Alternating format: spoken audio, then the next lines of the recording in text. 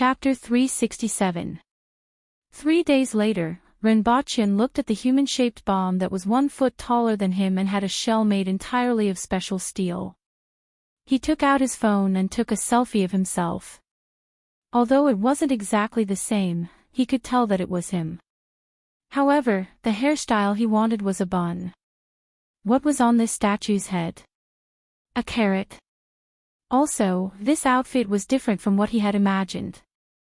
This bomb weighs 312 kilograms and contains 142 kilograms of high explosives as well as more than 20,000 fragments. It has a killing radius of 120 meters. In fact, at a distance of 200 meters, the fragments can still cause considerable damage to unprotected people, the military personnel explained. Although he didn't ask what he shouldn't, he was still very curious about this extremely strange bomb. Renbochin nodded his head as he listened. He was generally satisfied with this bomb. The most important thing was that there was a walkie-talkie, a miniature loudspeaker, and a listening device on its head, which completely met his requirements. He immediately asked someone to send the bomb to the garage of the villa and returned to Deo with it by the waist. First, he went outside to understand the situation. Although Great Xia was still attacking the city today, the intensity was much lower than before. It seemed that Great Xia was also waiting for reinforcements. It was estimated that the reinforcements would arrive in the afternoon and could only enter the battle tomorrow at the earliest. Your Majesty, let's abandon the city, Li Qinqiu said with difficulty. If they wanted to abandon the city, this was the best time to do so. When Great Xia's reinforcements arrived, it would be really difficult to defend the city. With the addition of reinforcements, Great Xia's morale was even higher. There were only 3,000 defenders and nearly 1,000 winged cavalry warriors in the city. What do you think? The Empress turned to look at Renbochin. Although she didn't say anything else, everyone knew that she was definitely unwilling.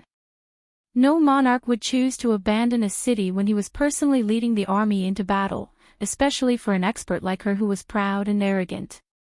Furthermore, if the 100,000 soldiers here were to head south, there would be a total of 300,000 enemies. Daeo's north would be completely undefended, and it would be equivalent to surrendering the city to someone else. I think we can still give it a try, Renbochin said. The frown on the Empress's face immediately disappeared. No matter what, Renbochin always had a way. Does Sir Ren have any other way? Li Qinqiu asked hesitantly. The things that Renbochin brought were indeed very useful. If he still had a large number of weapons that he had used before, he might be able to hold on for a period of time.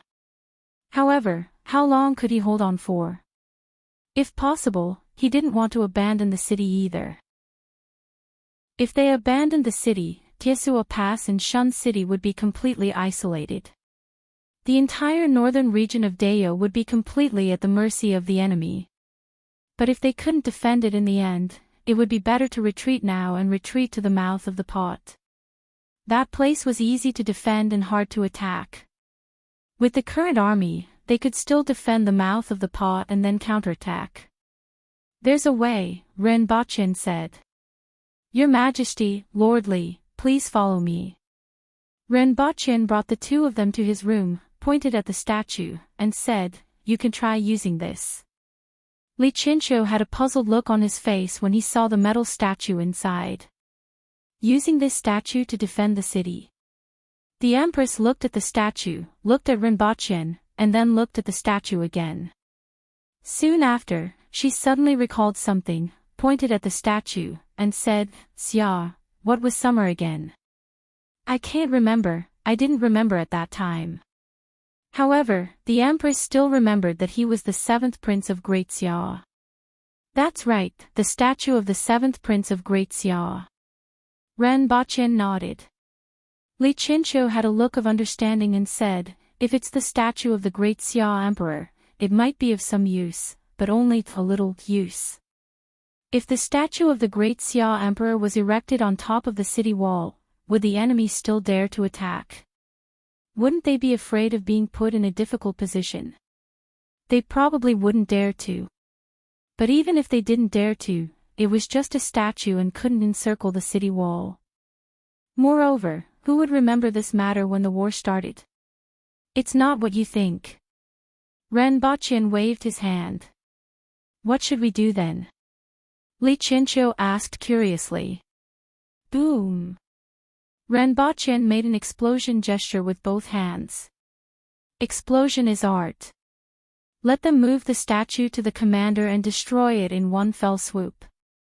How is that possible? You will know tomorrow morning. Ren Baqin waved his hand. Sir Ren, are you really confident? You will know tomorrow morning. Ren Baqin still said the same thing. He felt that the feasibility of this plan was quite high, but whether it would work or not would depend on luck. Nothing in the world was guaranteed. No matter how thorough the plan was, there could still be all kinds of problems. A day passed, and it was late at night when the sky was at its darkest. The north gate of Liao City opened quietly. Ren Baqin and Li Qinqiu led the guards out of the city carrying the bomb and headed straight for the Great Xia barracks. Li Qinqiu was here to be Ren Baqin's bodyguard. With his strength as a protector general, even if he encountered the weakest of the top 10 experts, he would still be able to hold them off for a few moves. As for the other spirit will experts, he would be able to capture them whenever they came.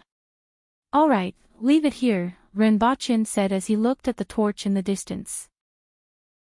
This place was less than 200 meters away from the main gate of the Great Xia barracks, and they would be able to see it as soon as the sky brightened up a little. Go back. After the guards put the bomb down, Ren Baqin and the rest went back the way they came. Nothing happened along the way. Other than the two people carrying the statue, the rest were just out for a stroll. What next? Wait for the patrol team, Ren Baqin said with his night vision goggles. Not long after everyone returned to the city wall, a Great Xia patrol team arrived near the bomb. With the help of the starlight, they saw a vague figure in front of them and got a shock. They pointed their spears at the bomb and shouted, "Who's there?" Following this shout, the guards in front of the barracks also sensed something. They immediately rang the big gong at the side and woke up everyone in the barracks. What's the matter? A patrolling captain asked loudly. There's a statue here. The previous patrol team finally discovered that the motionless thing was actually a statue and not a real person. It was just a false alarm. But why would such a statue be here? It couldn't possibly grow its legs and run here, right? When the lieutenant arrived and saw the statue, he first asked when it had appeared here. He also wondered what the barbarians were up to. You have been surrounded. Surrender immediately and you will be spared. You have been surrounded. Surrender immediately. A computer-synthesized voice suddenly came from the statue, startling the captain and the surrounding guards. The captain pulled out his saber, but the statue remained motionless. It said emotionlessly, "You've been surrounded, what the hell?" The captain was aghast. This thing could actually speak. Also, who was surrounded? Were we surrounded? What a joke. Go and patrol the surroundings and see if there's anyone else. Go and report to the commander-in-chief. The captain ordered the nearby soldiers. What's going on? Who's talking? At this moment, a captain who was awakened came over and asked. Captain, there's a statue here, and it can speak. When the captain came over and saw the statue, he touched it and confirmed that it was indeed made of metal. He then lifted it up with his hand and found that it was quite heavy. However, this statue could actually speak, which made him click his tongue in wonder. It was really strange. Chapter 368. Sir Ren, what should we do next? Li Qinqiu asked after returning to the city. Wait, let's see the fireworks. Ren Baqin said as he opened the other box that the guard was carrying. Inside was a full set of surveillance equipment and a walkie-talkie. TSK, this thing is really strange. It's obviously made of iron, but it can still make sounds, informed the general. As soon as Rinpoche turned on the surveillance device, he heard these two sentences, as well as the sentence, "You have been surrounded. Surrender immediately and hand over your guns, this is." Li Chincho immediately thought of the radio and walkie-talkies that they used. Could there be one in the statue? More or less. Rinpoche nodded. Even though it wasn't that far off. That way, we'll know if it's in the hands of the enemy commander. By the way, do you know who their commander is? It should be Wu Xingho. Li Chincho said. Very powerful. I'm not sure, but he has been fighting against the general-in-chief who supports the nation for decades, so he should have some skills.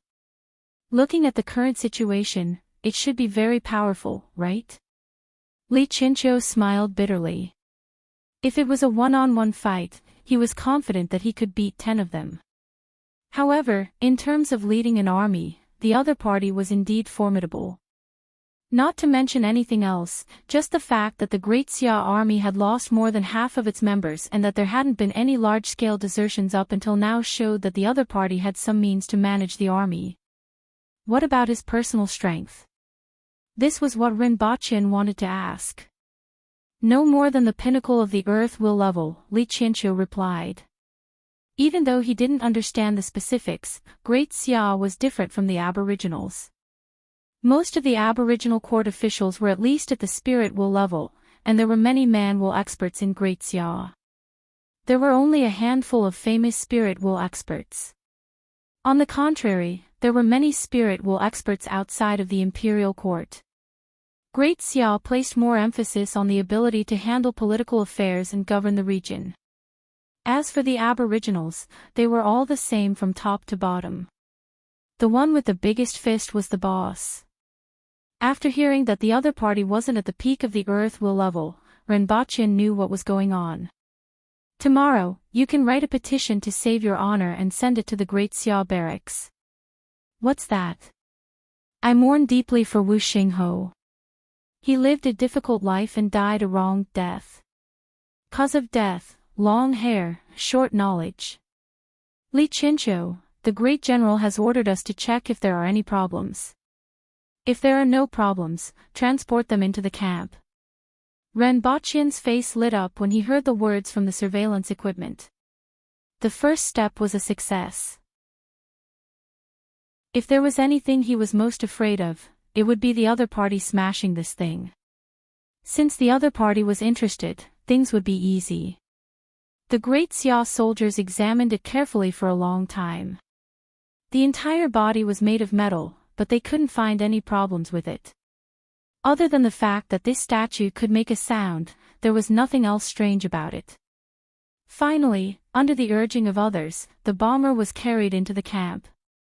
You've been surrounded. A voice rang out. What is this? More than one person asked the same question along the way. Everyone could tell that it was a metal statue, but the fact that it could make a sound was enough to surprise them. There's a person inside. This sentence had also been repeated many times by others. However, everyone quickly discarded this thought. After all, no fool would keep repeating the same sentence. Sir, this is the statue that can make sounds. This thing is strange. How did it make that sound? It should be coming from here. Should we open it and take a look? Rinpoche's heart tightened when he heard this. If they really found a way to open this thing, it would be really troublesome. Was the person who was addressed as Sir Wu Xingho? If it was, he could directly detonate it. If it wasn't, then it would be a failure this time. Fortunately, the other party's next sentence made him feel relieved. At the same time, he was ecstatic. Wait, I'll go and ask the general. Rinpoche was ecstatic. This general refers to Wu Xingho, right?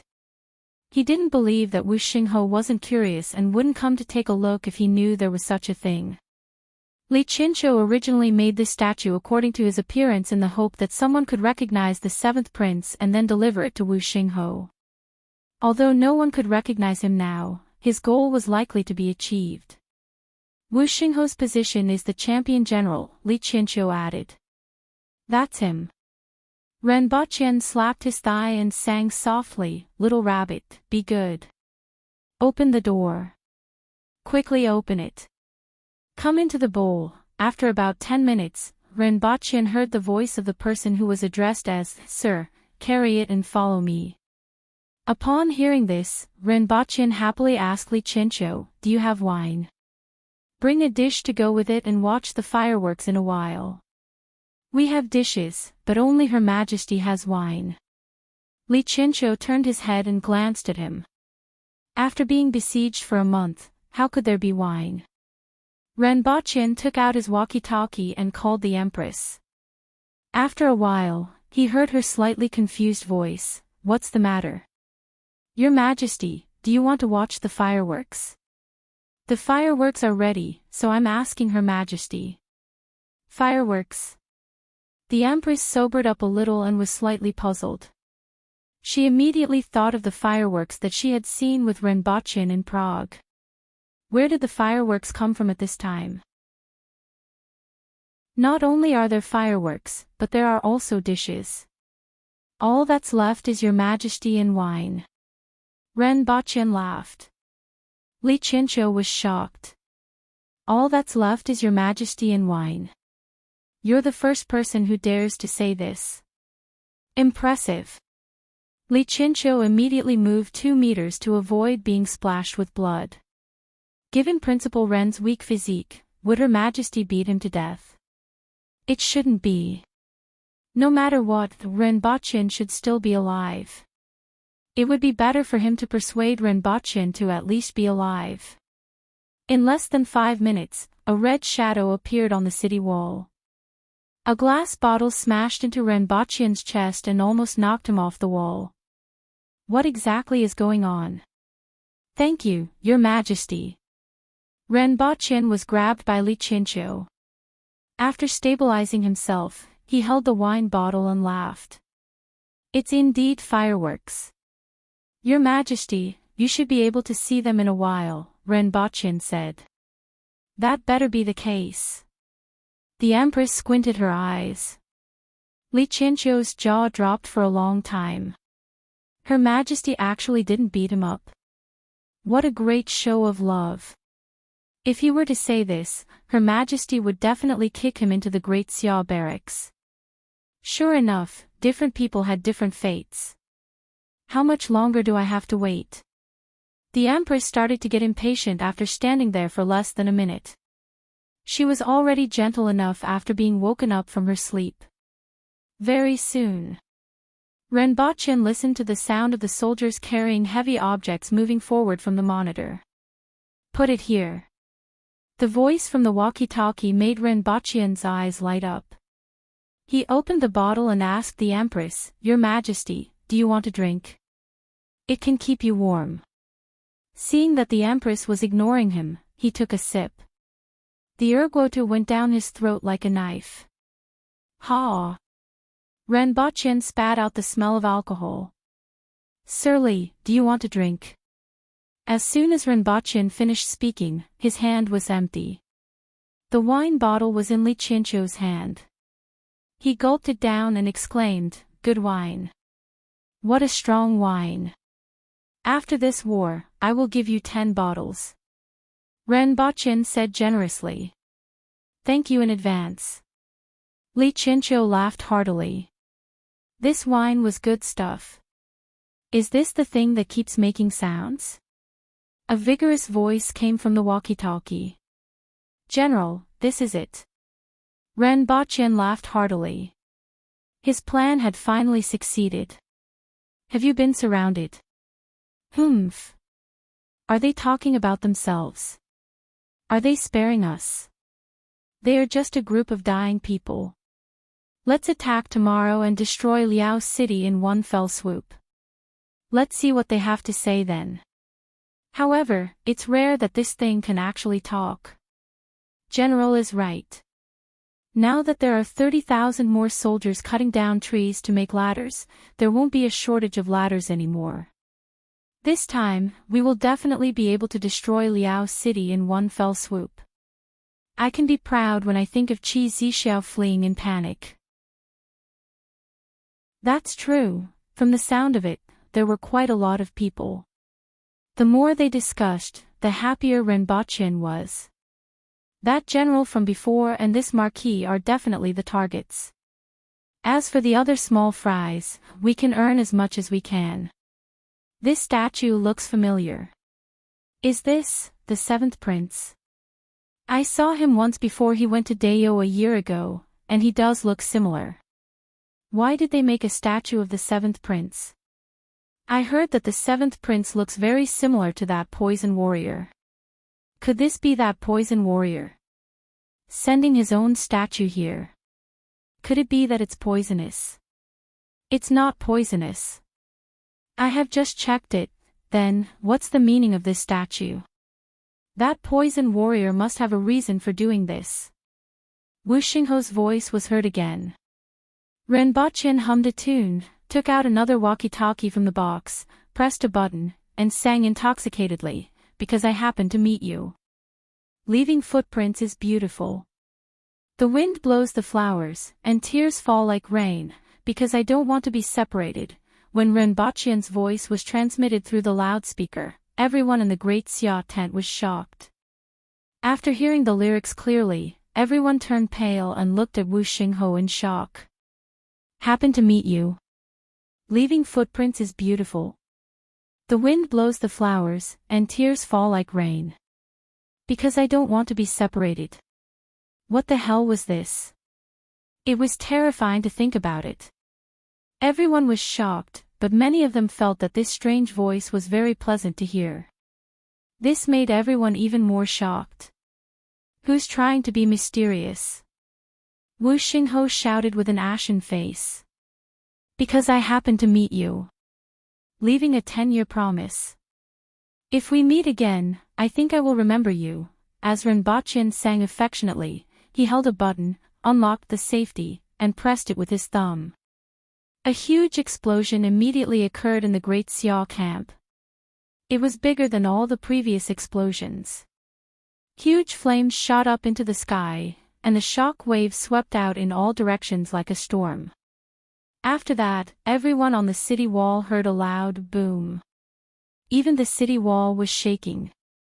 Even many people in the city were awakened by the vibration from the explosion in the distance. Renbochin put down the walkie-talkie and said to the guard beside him, "Write it down. Great Xia's Wu Xingho. Cause of death, too much curiosity, too little knowledge, and ignorance limited his imagination." Renbochin took the wine bottle from Li Qinqiu, took a sip, turned to the Empress, and asked, "Your Majesty, do you like the fireworks?" "Can he survive?" the Empress asked. "From the sound, it should be within 10 meters. He definitely won't survive," Renbochin said with certainty. "Oh." The Empress nodded. She then thought for a while and said, "The song just now is not bad.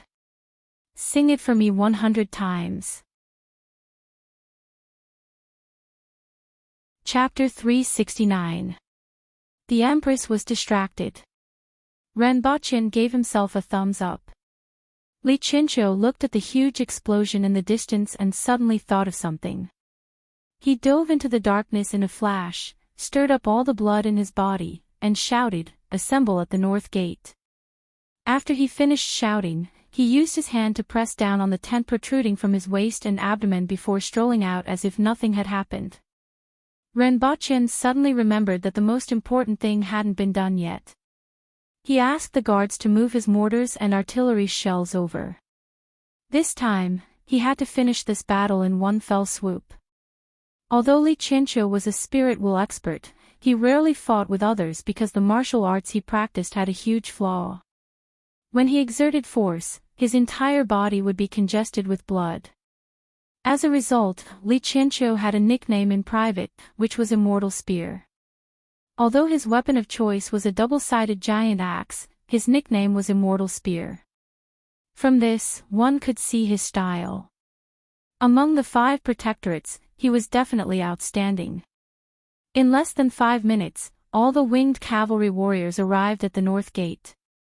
The previous explosion had already awakened them, and they thought that something had happened. All of them carried their weapons and went straight to the north gate upon hearing the shouts. Li Qinzhou got someone to open the gate and said in a deep voice, "Great Xiao's commander, Wu Xingho, is dead, and the barracks are in chaos. Charge! Charge! We will not return without victory." The Empress said faintly as she looked at the chaotic Great Xia barracks in the distance. 1,100 winged cavalry warriors rushed madly toward the Great Xia barracks. After another 5 minutes, the other 3,000 soldiers from the protectorate of the center arrived. Li Qinzhou jumped down from the city wall, landed in front of everyone, and said, "Great Xiao's commander, Wu Xingho, is dead, and the winged cavalry has set off.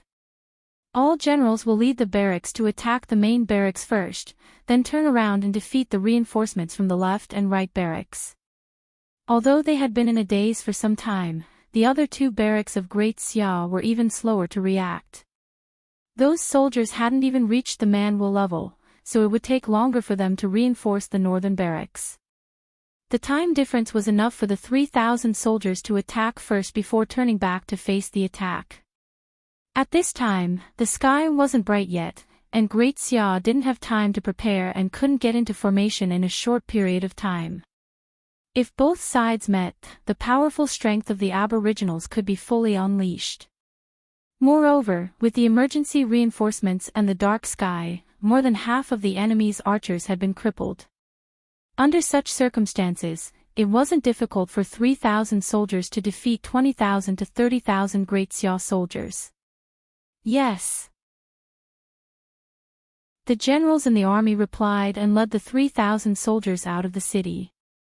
"Sir, what are we going to do?" A few burly ancient race men wearing leather armor asked. These people were the leaders of the newly established militia in Liao City. The strongest among them had already attained the earth will level. "Get ready to snatch the food." Ren Baqian was the first to speak. Currently, there weren't many rations left in the city, and a batch of Great Xia's rations had just arrived.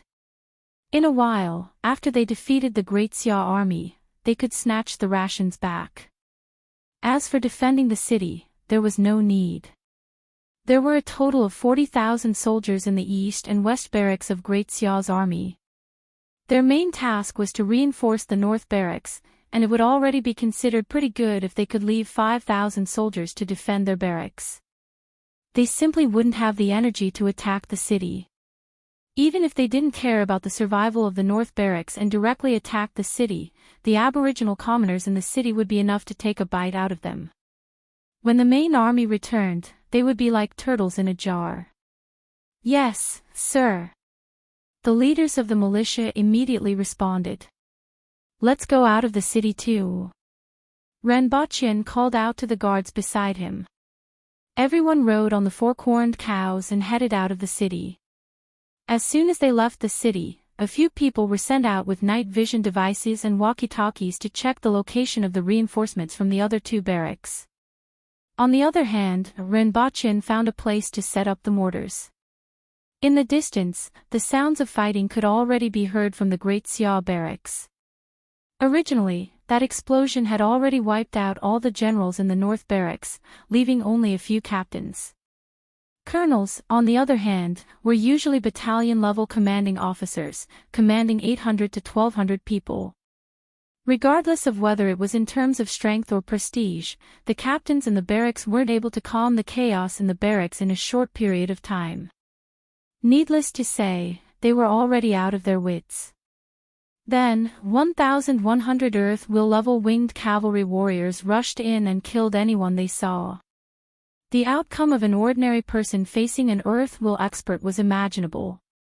Even after defending the city for such a long time, the winged cavalry didn't suffer many casualties. From this, the disparity in strength could be seen. If there was someone who could command the army, they might be able to cause some trouble. However, at this moment, the higher-ups had already been wiped out. Coupled with the sudden attack of the winged cavalry, the barracks were filled with wails and howls. At this moment, another 3,000 Aboriginal soldiers rushed in, and the Great Sia barracks became even more chaotic. "Sir, the Great Sia soldiers from the East barracks have already left the barracks. The vanguard consists of 1,000 cavalrymen, but I can't tell how many there are at the back. However, more than half of the barracks are empty." A moment after the East barracks set off, the Great Sia soldiers from the West barracks also set off. However, the commander of the West barracks was even more decisive. He didn't leave a single person behind, and the entire army rushed straight to the North barracks to provide support. "Prepare to meet the enemy," Li Chencho ordered through the walkie-talkie. After rushing into the barracks for a round of killing, the 3,000 Aboriginal soldiers immediately returned to the empty space to assemble and began to advance in the direction of the East barracks. Countless torches were shining in that direction. However, just as they left the barracks, they encountered 1,000 cavalrymen rushing over at high speed.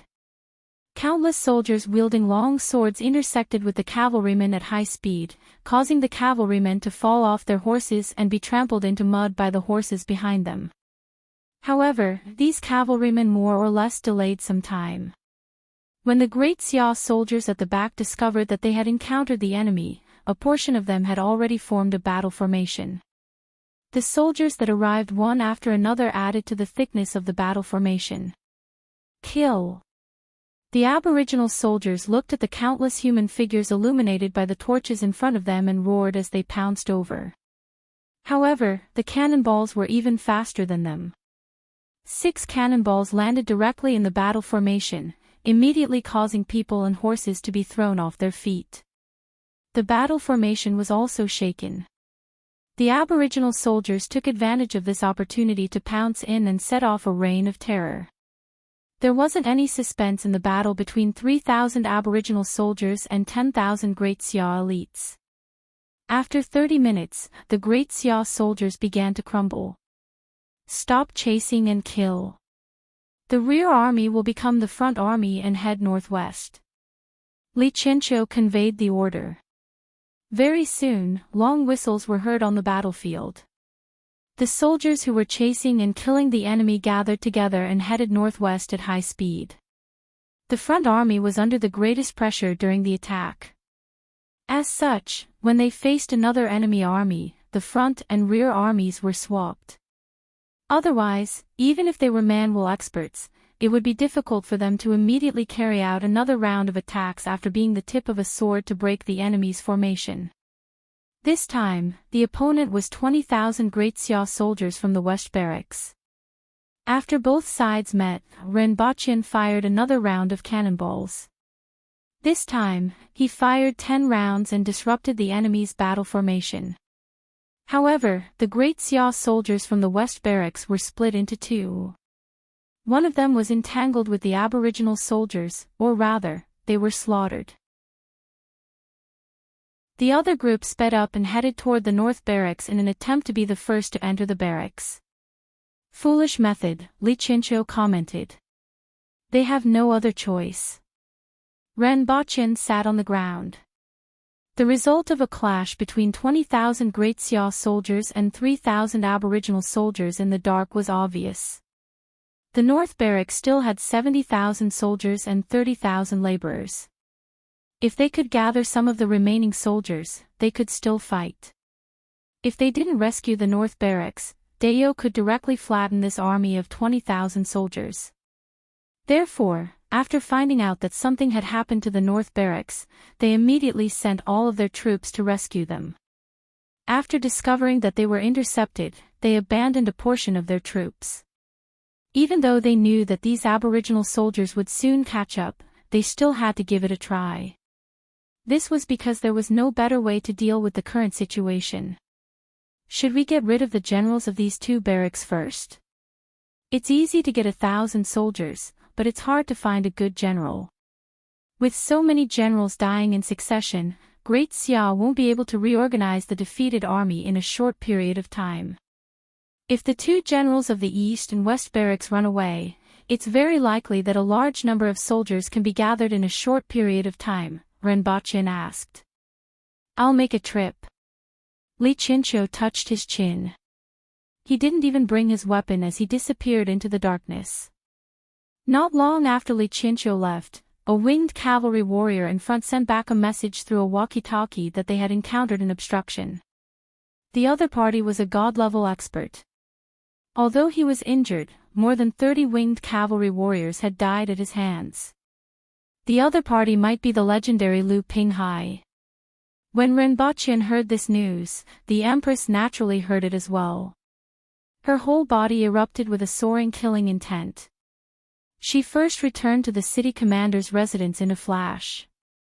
When she came out again, she was already holding a longbow and a quiver of bone arrows. She transformed into a red shadow and appeared in the empty space between Liao City and the North Barracks. In a flash, she appeared dozens of meters in the air with a bow in one hand and an arrow in the other. Lu Qi, I was worried that I couldn't find you. Today, I'll send you to heaven. Chapter 370. Lu Pinghai had just arrived at the barracks with the army in the afternoon. He wanted to make a move at the crucial moment, but he didn't expect the barracks to be destroyed on the first night. This made him feel rather unlucky. He came out of his tent and looked at the chaotic barracks. He was still pondering whether he should head out of Tiesuo Pass or return to Great Xia. He preferred the latter option, but he didn't fulfill his promise to the Emperor of Great Xia and felt a little embarrassed. Although the keepsake used by the other party was a joke when he was young, he didn't expect that someone would know its use and find him after so many years. However, since the keepsake was in the other party's hands, he would help him do 3 things if the other party could afford it. At the thought of this, Lu Pinghai reminisced about the past. Old people were always like this. At that time, he had just entered the martial arts world. He stayed in a very strange inn and was hired to help people kill. He remembered that the first person who hired him paid a basket of eggs and a pair of shoes. At that time, he didn't even have shoes. His attacks were fast and ruthless enough, so it didn't take long for him to earn the nickname of Quick Sword. Later, he left the inn because of a sentence from a very good-looking man. After so many years, he had forgotten the man's appearance. He only remembered his eyes, which were as clear as a child's. And that man's name, Yi Qiu. Later, he made a name for himself and met that man again. He gave him a puppet that he carved. It was that man. He said that as long as the other party could afford it, he would help him do 3 things. Unfortunately, that man didn't look for him. Then, he heard that he was dead. He avenged him, but only lost a finger. From then on, he could no longer use a sword, and Quick Sword Lu Qi disappeared. Instead, he was replaced by Lu Qi with 9 fingers. Later, no one called him 9 Fingers or Lu Qi anymore. Everyone only knew him as the 8th most powerful expert in the world, Lu Pinghai. Just as he was reminiscing about the journey to the west, the surrounding Great Xia soldiers all ran away and were replaced by a group of tall and burly winged cavalry warriors. Their arms were big enough to run a horse and their fists were big enough to stand on. Then, there was no then. Lu Pinghai discovered the Empress when she appeared in the sky. If he couldn't discover her at such a close distance, then he would be one of the top 10 experts in the world. He merely glanced at the Empress in the air before using his sleeves to form a long rod and striking the chests of the 2 winged cavalry warriors. The 2 winged cavalry warriors immediately flew backward and spat out blood. A moment ago, this pair of sleeves had transformed into a saber, a spear, a sword, and a staff. His divine weapon was precisely this pair of sleeves, and it was known as the 1,000 silk sleeves. It could change into tens of thousands of different forms, and it could be used as he wished. After sending the 2 winged cavalry warriors flying, Lu Pinghai flew backward. Lu Qi, I was worried that I couldn't find you. Today, I shall send you to heaven. The Empress knocked an arrow and shot. As soon as he left, a hole of unknown depth appeared on the ground. Only then did the surrounding people feel the wind brought by the bone arrows blowing on their faces, and a series of explosion-like sounds. The arrow was faster than sound. Chi! Lu Pinghai only managed to utter a single word before his silhouette flickered. Several bone arrows left a row of holes in the ground behind him. See! Lu Pinghai squeezed out a word from between his teeth before continuing to flee. Several more holes appeared on the ground behind him. Shao! Lu Pinghai dragged his voice as he fled. The quiver in the Empress's hands was half empty. Her speed was almost the same as Renbaqian's machine gun. Crazy woman. Before Lu Pinghai could finish his sentence, he was showered with arrows. He cursed in his heart and broke into a run. The Empress landed on the ground first. When a few winged cavalry warriors saw her, they immediately cupped their hands and greeted, "Your Majesty." Following which, the Empress disappeared like the wind, along with the quiver of 5 or 6 winged cavalry warriors. Lu Pinghai stayed close to the ground, and his speed was so fast that the surrounding people couldn't see him clearly. On the other hand, every time the Empress leaped into the air and shot half of the quiver, she would jump up again after landing. She was like a goshawk hunting for a wild rabbit, and her eyes were glued to Lu Pinghai's back. The sound of arrows exploding in the air traveled from the center of the barracks to the north. After the Empress shot the arrows, she hung the bow on her back. Her whole body began to turn red, and streaks of purple tattoo-like lines appeared on her face. Her speed immediately increased by several notches. Qi Zixiao. Hong Wu isn't dead yet. How much hatred do you have? Lu Pinghai felt that something was amiss. He turned around and saw the lines on the Empress's face from afar. She was chasing after him at a speed that was 30% faster than his. Although he didn't know the specific martial arts of Qi Zixiao, he had heard of this situation. This was clearly a secret technique used by aboriginals to burn their blood essence when they were fighting for their lives. That day, Hong Wu used this technique. If he didn't drag it out until Hong Wu was exhausted, he was afraid that his injuries would have been more serious than Hong Wu's. Qi Zixiao burned her blood essence the moment she saw him. How much hatred did she have? Furthermore, this kind of secret technique was also divided into different grades. The higher the grade, the longer the duration, and the lesser the repercussions. He didn't think that the Empress's martial arts would be inferior to Hong Wu's, so his heart suddenly trembled. The Empress's face was ice cold. Without saying a word, she stomped hard on the ground. A rock the size of a 4-corned cow was first covered with cracks, and then with a loud bang, it shattered into pieces. If I say I'm going to kill you, then I'm definitely going to kill you. The two of them chased and fled, getting further and further away from Liao City. The distance between the Empress and Lu Pinghai was less than 20 meters. Lu Pinghai had no choice but to turn around and exchange a punch with the Empress. After that, he flew backward and borrowed the force of the collision to increase the distance between them. However, every collision made him feel as if he was swung by a giant hammer. Now, he knew why Hua Sanlu died in the hands of Qi Zixiao. Not only was she extremely strong, but she was also extremely fast. It was extremely difficult to escape. Now, it depended on how long Qi Zixiao's secret technique could last. Previously, Hong Wu lasted for an hour.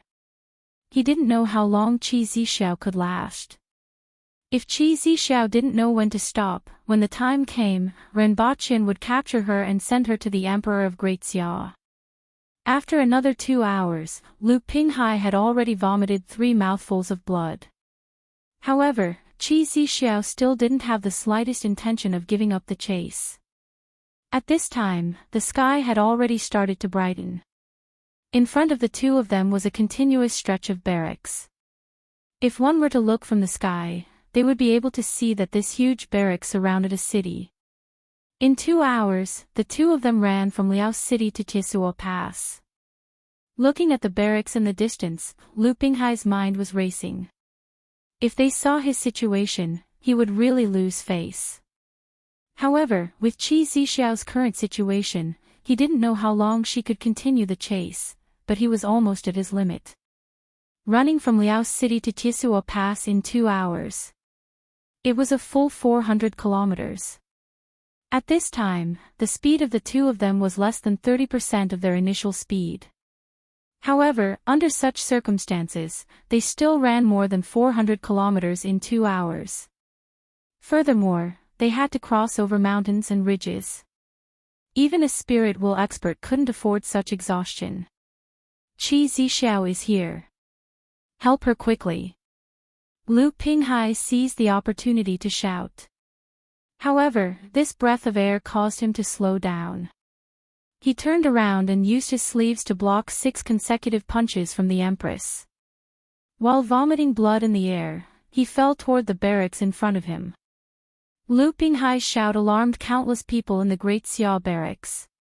Immediately, there was a commotion, and dozens of figures immediately jumped out of the barracks. It's Lu Pinghai and Qi Zixiao, the people who jumped out of the barracks exclaimed upon seeing the two of them. She's exhausted from running from Liao City to here in 2 hours. Quickly attack, Lu Pinghai shouted while vomiting blood. He felt extremely bitter. This Qi Zixiao was actually so powerful. As soon as he said this, those figures immediately became restless. Furthermore, 2 more figures landed outside the barracks. When the others saw them, they felt confident. Although they weren't the top 10 experts, they were still spirit will experts. Normally, they wouldn't be able to defeat Qi Zixiao. However, after running from Liao City to here in 2 hours, Qi Zixiao was probably at the end of her rope. Attack, someone shouted, and dozens of figures rushed toward the two of them. The Empress didn't care and stared at Lu Pinghai. The purple veins on her face became denser and darker. Drops of blood seeped out from the surface of her skin.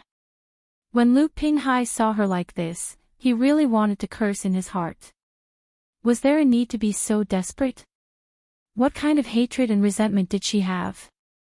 Wasn't it enough to chase him for 2 hours? Now that she was at the end of her rope, she even burned her blood essence. At this point, the Empress didn't care about anyone else. After catching up with Lu Pinghai, she sent him flying with a series of punches. Then, she leaped into the air and stepped on Lu Pinghai's body as he flew backward. With a loud bang, she landed in the Great Xia barracks. Lu Pinghai smashed a hole in the ground. Blood spurted out from his mouth and nose, but he was still able to turn over and jump out. Then, he broke into a run. He could tell that Qi Zixiao wasn't just risking her life. She was simply exchanging her life. The Empress caught up with Lu Pinghai again, grabbed his shoulders with both hands, and kept rushing forward. Tents, fences, turrets, and everything else were like paper. Under the impact of the Empress's charge, they were all smashed into pieces. Lu Pinghai was vomiting blood while making intimate contact with all kinds of things.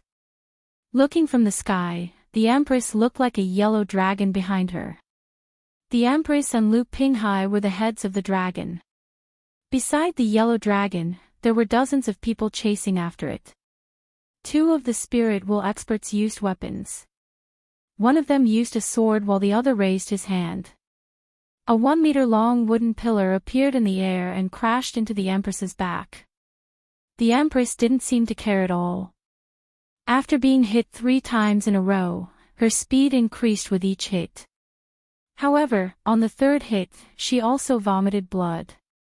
At this point in time, the Empress looked extremely horrifying. Her exposed skin was almost covered with purple veins. Tiny beads of blood seeped out of her skin and dyed her white inner clothes red. However, she held on to Lu Pinghai tightly and didn't let him move an inch. She carried him as she charged forward, creating a straight line in the Great Xia barracks. Human bodies, fences, city gates, houses, and courtyard walls. Just like a bulldozer, everything in front of her was destroyed. Just like that, she crashed into Tiesua Pass. Hongwu felt that the aura outside was somewhat familiar. Just as he came out of the residence, he saw a red figure carrying a person as it charged in front of him. The figure knocked him to the ground, passed through the residence, and headed from the south to the north gate. Hongwu was almost scared to death. He hurriedly chased after the Empress and shouted, "Your Majesty, Your Majesty." However, the Empress couldn't hear him at this point. Her eyes had turned completely black, and not a trace of light could be seen.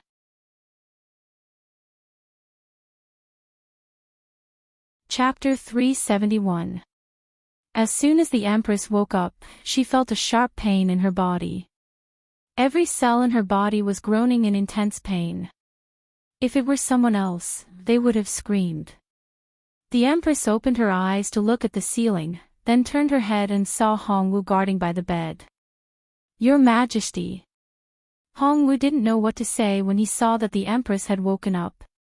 He never imagined that the Empress would chase Lu Qi all the way from Liao City to here, risking serious injuries, and push him all the way from the Great Xia barracks to the city. If he hadn't stopped her, she would have pushed him all the way to Great Xia. "Is Lu Qi dead?" the Empress asked directly.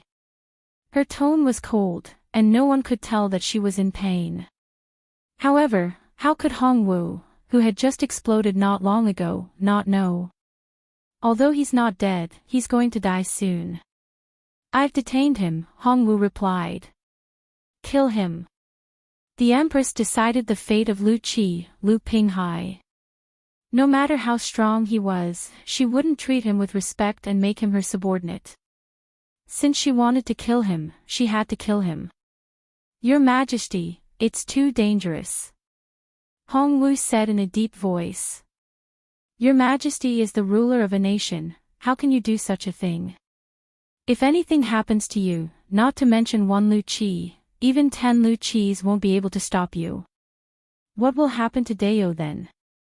What will happen to the millions of people?" "I won't die," the Empress said faintly. She was still conscious when she was in the Great Xia barracks, but at that time, she was really exhausted. She burned her blood essence and rushed to the city gate. She only lost consciousness when she crashed into the city gate. Otherwise, how could she be so accurate? Even so, why do you have to do this? With your status, how can you take such a risk? Hongwu's face was filled with grief. He had watched the Empress grow up and was closer to her than his own. How could he remain indifferent when she was in such a state? "Lu Qi is too dangerous," the Empress said faintly. Unless he and Hongwu were in the same place, Lu Qi would be in great danger no matter which troop he was in. Although she didn't know how Great Xia managed to make Lu Qi work for them, she couldn't leave such an expert in the hands of Great Xia. The Aboriginals didn't have many soldiers to begin with, and their biggest reliance was their powerful individual strength. They were most afraid of encountering a super expert like Lu Qi. It would be fine if the other party was an ordinary spirit will expert. However, no one would be able to stop a super expert like Lu Qi unless he encountered her or Hongwu. Previously, he tried to assassinate Hongwu, and this time, he appeared in the Great Xia army. This already explained some things. It was too dangerous to have a super expert like him in the Great Xia army. Since he had met him, he must not let him live. Not to mention, there were other grudges between them, so it was even more impossible to keep him alive. However, there was no need to talk about this. "Your Majesty, are you trying to avenge me? If that's the case, I really deserve to die for putting Your Majesty in such danger." Hongwu's sudden tone of flattery made the Empress's head throb. "You're thinking too much. If you keep talking, I'll kill you," the Empress said coldly. If it wasn't for the fact that her entire body was in pain and she couldn't move freely, she would have kicked this old man out. "No matter what, Your Majesty must not do this again." Hongwu sighed. I won't die, the Empress replied faintly. I want to see Lu Qi's head. That will make me feel better. Hongwu was touched when he left the door. His eyes were filled with tears. Your Majesty, are you trying to avenge me? Are you really trying to avenge me? Otherwise, it doesn't make sense. Your Majesty is willing to take such a risk for me. My painstaking efforts over the years aren't in vain. The little girl from back then is already so powerful. At the thought of this, another person popped up in Hongwu's mind. It's a pity that that bastard is going to benefit from it. At this moment, Hongwu hated Renbochin to the core, even though he was indeed quite useful. For example, a radio station, a drone, a walkie-talkie, a telescope, and he even heard that salt was produced recently. However, being useful and hating were two different things. He definitely wouldn't let that fellow off. After a while, Hongwu came back with a human head with a bloody nose and a swollen face. The head was full of meat lumps. Is this Lu Qi? The Empress asked suspiciously as she lay on the bed. He didn't look like Lu Qi. Your Majesty, it's indeed Lu Qi. Hongwu didn't know whether to laugh or cry. Lu Qi was really unlucky to have been used as a shield by Her Majesty. He even smashed through the city gate, which was 1.5 feet thick, and even created holes in the stone walls and houses of his residence. He was already very lucky to be alive. Of course, this was also because Lu Qi was seriously injured at that time and was on the verge of death. Otherwise, he wouldn't have been in such a miserable state. A spirit will expert, especially one at Lu Qi's level, had physical strength that ordinary practitioners couldn't measure. However, even though he didn't die at that time, he couldn't be any more dead now. It was a pity that such an expert actually died in such a manner. Oh. The Empress nodded. Since Hongwu said it was Lu Qi, then it was Lu Qi. The Empress then thought of something else and asked, is there anything else on him? He has this. Hongwu took out a wooden box. What is it? The Empress asked. A spirit yuan pill and his martial arts, as well as the method to condense his 1,000-thread sleeves. Hongwu opened the box and revealed a thin book. Underneath it was a jade box that contained a red elixir. There were circles of veined patterns on the elixir, but it didn't emit any fragrance. It was as if it had been completely absorbed into the elixir. Hongwu showed the spirit yuan pill to the Empress, closed the box, and placed it next to the Empress. Then, Hongwu suddenly thought of something and asked, Your Majesty, don't tell me that you are going to snatch the spirit yuan pill for that fellow. If that's the case, I will kill him with one slap. You are thinking too much, the Empress said faintly. Your Majesty, you have only known that fellow for less than a year. Hongwu's face was full of grief. A grown girl really couldn't be kept at home. I will beat you to death if you speak again. The Empress gritted her teeth in hatred.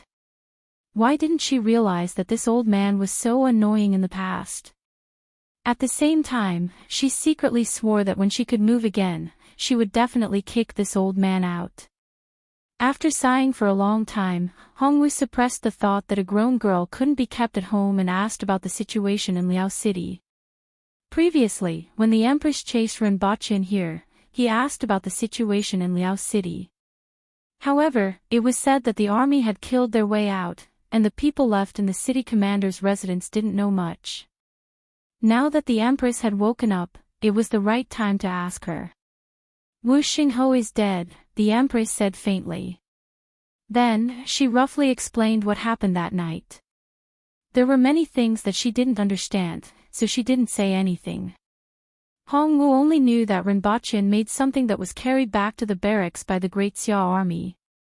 Subsequently, Wu Xingho and most of the high-ranking generals died. The winged cavalry and Li Qianqiu's troops defeated the Great Xia army and killed their way through. Upon hearing this, Hongwu was overjoyed. The entire plan for Great Xiao's southern invasion was made by Wu Xingho. Now that he was dead, it wouldn't be easy for Great Xia to find someone to replace him.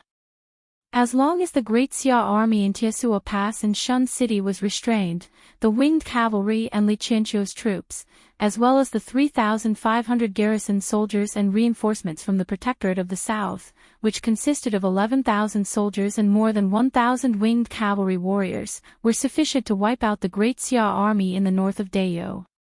At that time, the siege of Tiesua Pass and Shun City would naturally be lifted. This time, Great Xia could be said to have suffered heavy casualties and gained nothing. One had to know that Great Xia had already invested 700,000 soldiers, and there were 180,000 soldiers outside Tiesua Pass and Shun City. Originally, Wu Xingho had 110,000 soldiers, and Dayo had 140,000 soldiers, a total of 430,000 soldiers. Now that Wu Xingho was dead, the Great Xia army was being massacred along the way, and only half of them could escape. If the two armies in Dayo were to be annihilated, the Great Xia army in the south would only be left with about 200,000 soldiers, and they might not be able to cope with the Aboriginals' attack in the future. After the two sides talked, Hong Wu left in joy with the head. A moment later, the radio was sent to the room at the Empress's request. At this moment, Ren Baqian was sitting on top of the city wall. The winged cavalry had already killed their way out. After defeating the two reinforcements, the 3,000 soldiers also chased after them to the north. At this moment, the thousands of guards in the East Barracks simply ignored them. They were afraid that they would sneak away quietly. The city sent some militia to the North Barracks to collect rations and fodder. Meanwhile, he was waiting here for the Empress to return. It has already been 8 hours, right? Ren Baqian calculated the time. He didn't know where Her Majesty had chased Lu Qi to, and she actually hadn't returned after so long. The distance was too far, and the walkie-talkie couldn't be contacted. However, with the Empress's strength, as long as she didn't barge into the Great Xia army alone, she would be able to return safely no matter where she went.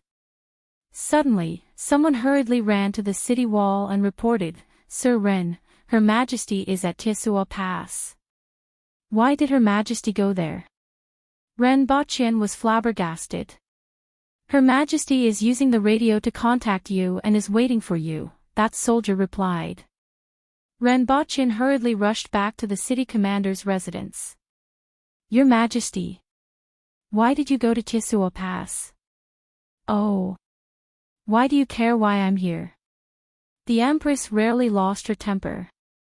Her body was already hurting, yet you still asked such nonsense.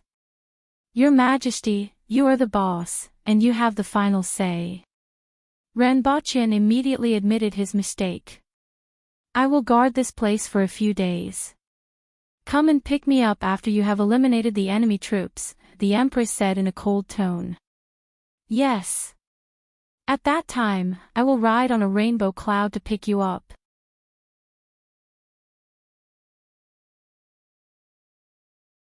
Chapter 372.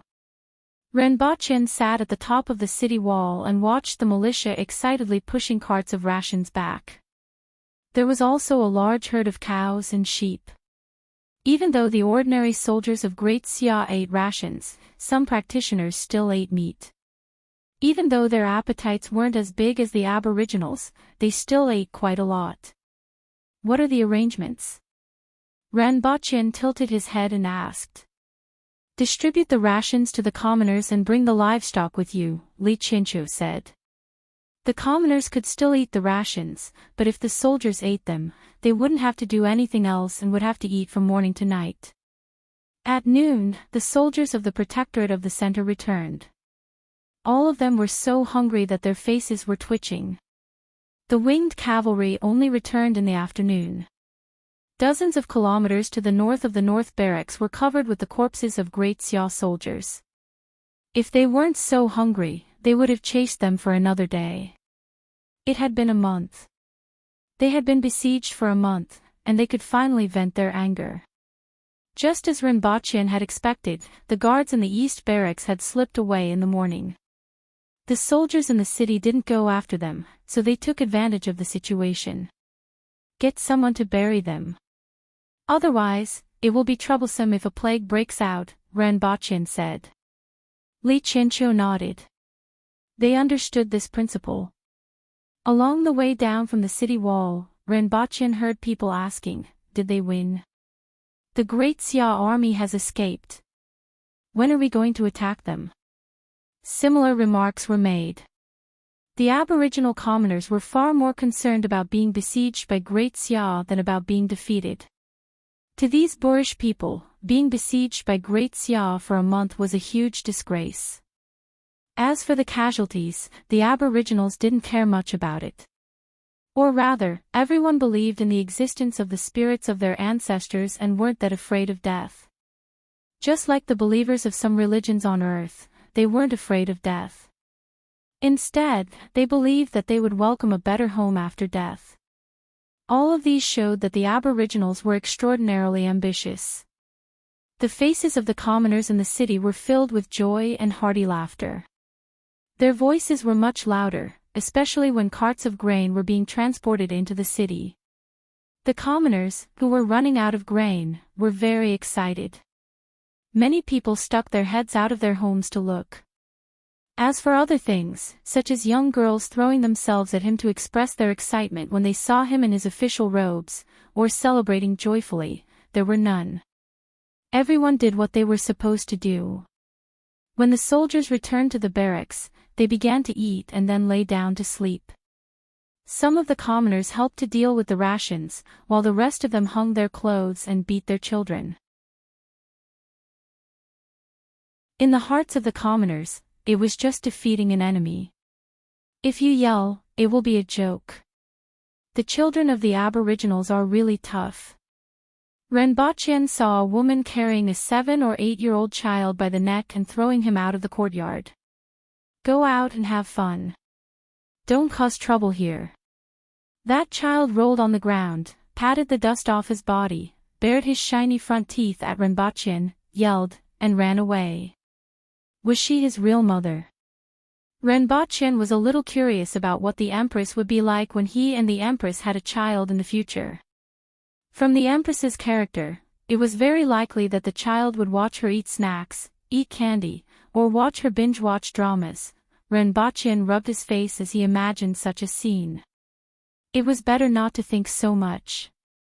In the end, there was a celebration at night, but it was organized by Rinpoche. After all, it was his first time experiencing war. After a month of arduous defending the city, the soldiers shed their blood, and the people in the city were united. Finally, despite the huge disparity in numbers, they won with great difficulty. They had to celebrate. There was no wine in the army, but there was enough meat. After slaughtering half of the livestock that was brought over from the Great Xia barracks, the entire army finally had their fill and was in a jubilant mood. There were dozens of circles in the barracks. In each circle, there were shirtless burly men fighting without any rules. From time to time, someone would be thrown out of the crowd, causing a series of excited howls. Next. Who's next? Rinpoche held the bottle of wine left behind by the Empress and watched the freestyle fight. After drinking a bottle of wine, he directly lay on the ground. The bustling night passed. The next day, the results of the battle were tallied. In this battle, more than half of Great Xia's casualties were lost, while the Aboriginals' losses were negligible. The biggest casualties were the dozens of winged cavalry warriors who died at the hands of Lu Pinghai. But on this day, new information came back. Sir, there's news from the Protectorate of the Northeast. The Yun Nation has sent their troops and has arrived at the front lines. Rinpoche grinned after hearing this. This was great. He didn't even have to find an excuse. After fighting with Great Xia for more than a month, the Yun Nation didn't make any moves. Even though Great Xia had the upper hand and Dayo was defending step by step, the Yun Nation was still there studying. Now that the war was almost over, you made a move. If I don't beat you up, would be letting down my conscience. Even courting death wouldn't be as professional as you. Sure enough, you can't even get a hot piece of sh*t, Li Chinchou laughed when he heard this news. He had the same thoughts as Renbochin. This was the worst time for the Yun nation to send their troops. If it was earlier, Great Xia would still have the upper hand. If it was later, they might have already received detailed information about the Great Xia army and would reconsider sending their troops. Everyone in Dao was very interested in going to the Yun nation to plunder. However, Renbochin knew that this wasn't just a simple plunder. After dealing with Great Xia, the next step was to conquer the Yun nation and incorporate it into Dao's territory. The Yun nation's mines and salt fields were very important to Dao. Li Chinchou made some arrangements before leading the army out of the city to the south to encircle and annihilate the two Great Xia armies. Renbochin waited for half a day and returned to Earth to replenish 100 mortar shells and 1,000 rounds of anti-aircraft machine gun bullets before chasing after the Yun nation with his guards. This time, the number of his guards had increased from 50 to 100. With 100 Earth will experts as his guards, as long as they didn't encounter a large group of enemy troops, they would be able to do whatever they wanted. In Great Xia, even the top aristocratic families couldn't come up with such a luxurious lineup. Renbochin felt that if he were to bring along 100 guards, he would be able to do whatever he wanted on Earth. After chasing for 3 days, Renbochin once again replenished 50 mortar shells and more than 2,000 rounds of anti-aircraft machine gun bullets. With guns in hand, there was no need to panic. With 170 mortar shells and 5,000 rounds of anti-aircraft machine gun bullets, no matter what kind of enemy they encountered, it would be enough. The two armies of Great Xia merged together on the day Renbochin returned to Earth and headed north. It seemed like they knew about Wu Xingho's death and the defeat of the army outside Liao City. If they didn't retreat and continued to advance, they would reach the mouth of the Great Xia army in 2 days. If they occupied that place, it would be easy to defend and difficult to attack. However, after the defeat of the Great Xia army in Liao City, they were completely trapped there. Dao didn't even need to attack.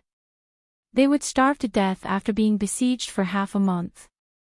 Therefore, even though they had swept through the northern part of Dao and were about to occupy the most important place, they had no choice but to retreat. The moment Great Xia's army outside Liao City was defeated, it was already a failure. If there was any good news for Great Xia from this war, it would be that the Yun nation had taken over. Chapter 373. Great Xia. When Xia Bailong received the urgent report from the front line, he immediately smashed the cup in his hand. He still felt angry and overturned the table in the study room. After throwing a tantrum for a long time, he shouted, "This is infuriating." Then, he felt a wave of dizziness. His vision turned black, and he fell to the ground with a thud. Upon seeing this, the eunuch who was hiding far away hurriedly called for the imperial physician. The palace was in a state of panic. Her Majesty is suffering from anxiety and anger, and her mind is temporarily blocked. I will prescribe some medicine in a while. You guys should also advise Her Majesty not to get angry and to remain calm. The imperial physician left to prescribe the medicine. Half a day had passed by the time Xia Bailong regained consciousness. Water. Xia Bailong muttered, and the eunuch beside him hurriedly served warm water. What time is it? Your Majesty, it's already 5 p.m., the eunuch replied cautiously. Summon the 3 dukes, the general-in-chief of the army, and the minister of war. Xia Bailong was furious when he recalled the urgent report he saw previously. He felt a headache and quickly pressed his temples with his fingers. Yes. Your Majesty, the imperial physician came just now and said that Your Majesty fainted because of anxiety and anger. You need to remain calm and not get angry. Your Majesty, please take care of your body, the eunuch said cautiously. Go quickly. Xia Bailong said sternly. An hour later, a group of people gathered in this room. Take a look. Xia Bailong threw the piece of paper at the head of the bed. He couldn't help but read it again, but he felt a tightness in his chest after reading it. The imperial tutor took it and saw a few pieces of information written on the first piece of paper. The first one was that Wu Xingho and the generals were dead. Dayo took advantage of the situation to break into the barracks and suffered more than half of the casualties. The second one was that Qi Zixiao pursued Lu Pinghai to Tiesuo Pass. He broke through the barracks and entered the pass. He was suspected to be seriously injured. Lu Pinghai died, and his head was hung at the top of the city wall. The third one was that Lu Pinghai died, and the practitioners in the barracks were in an uproar. Lu Pinghai's status and prestige were too high. Now that he was dead, the others couldn't sit still and had the intention to retreat. The fourth piece of news was that the two armies that had entered Dayo had already been informed. The two armies had become isolated and were about to be besieged. There were a few pieces of paper at the back that detailed these points, including what they had heard from some of the defeated soldiers.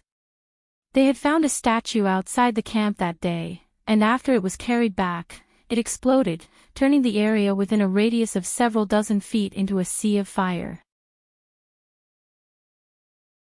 There were also countless hidden weapons that shot out from the sea of fire, killing Wu Xingho and many other generals, as well as the details of the Empress's pursuit of Lu Pinghai. After the Grand Preceptor finished reading, he silently passed it to the Grand Tutor beside him. The Grand Tutor then silently passed it to the Grand Protector, who then passed it to the Grand General. The Grand General immediately frowned and passed it to the Minister of War. How could this be? Finally, someone broke the silence in the room.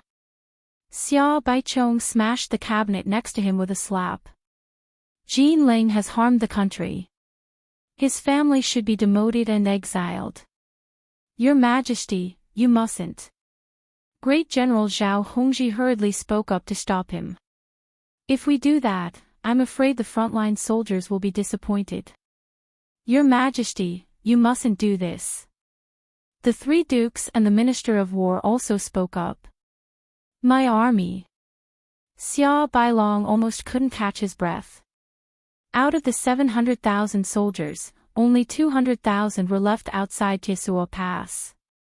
There were still more than 100,000 soldiers within Dayo's borders, and he didn't know how many of them would return. A few days ago, he was still full of confidence as he waited for the battle report of his army flattening the north of Dayo. Today, it turned into a complete loss. How could he tolerate this? He forcibly calmed himself down.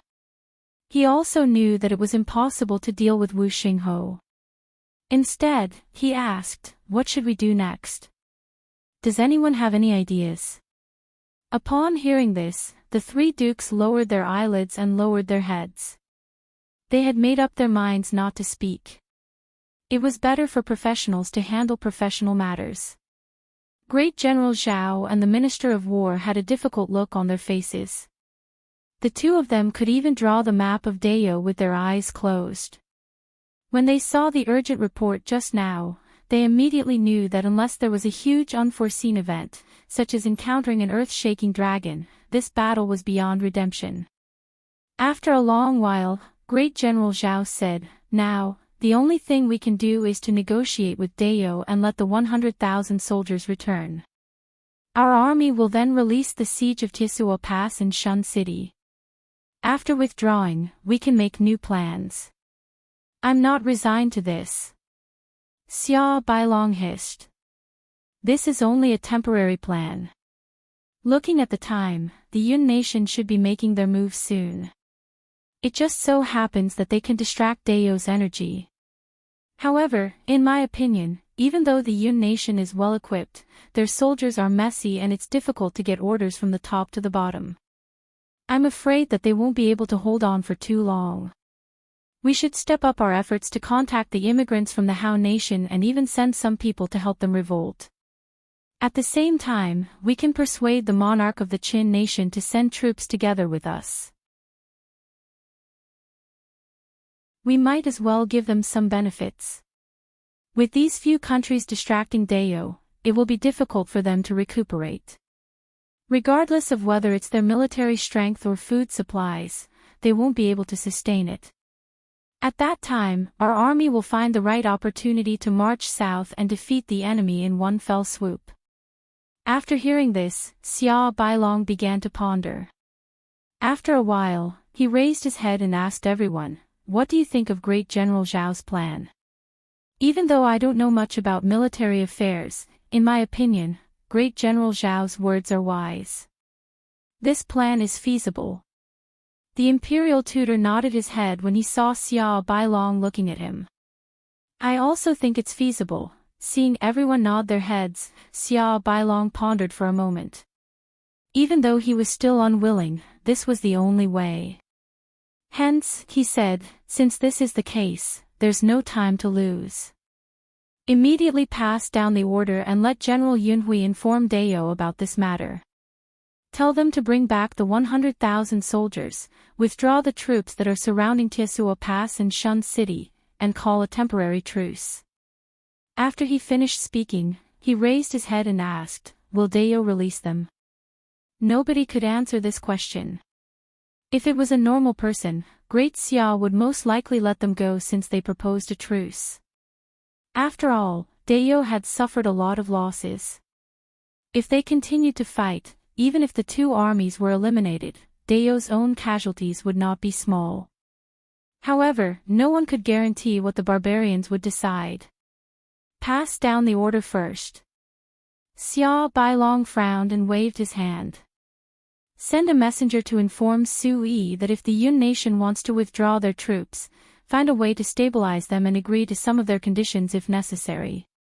In addition, do you have any good candidates for the envoy to the Qin nation? At this moment, the Yun nation's army had already assembled outside Enchanting Pass, which was far away from Dao. The entire pass was covered with all kinds of flags. Other than the 200,000 soldiers who were stationed at Enchanting Pass, the rest of the 430,000 soldiers were from various cities in the Yun nation.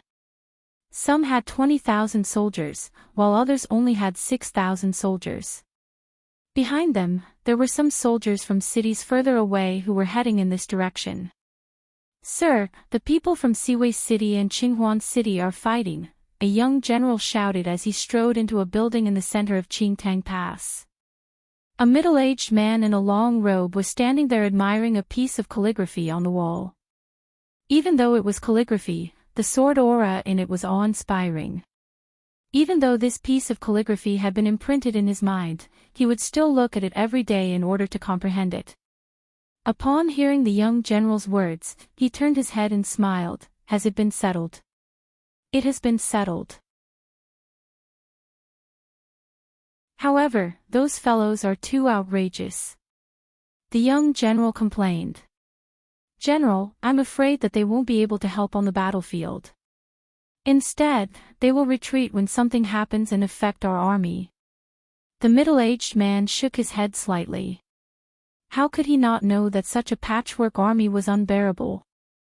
However, that bunch of people in the imperial court still wanted to retain enough military strength to suppress those warlords. They even wanted to use this opportunity to exhaust the strength of those warlords. Therefore, they simply created such a coalition army. Furthermore, in such a short period of time, before the entire army arrived, they had already sent people to urge him to attack as soon as possible. He really didn't know what else was in the minds of those people other than **T. However, these coalition armies each had their own ideas and were indeed difficult to arrange. Even if he was given more time, he wouldn't be able to integrate these coalition armies into an iron plate.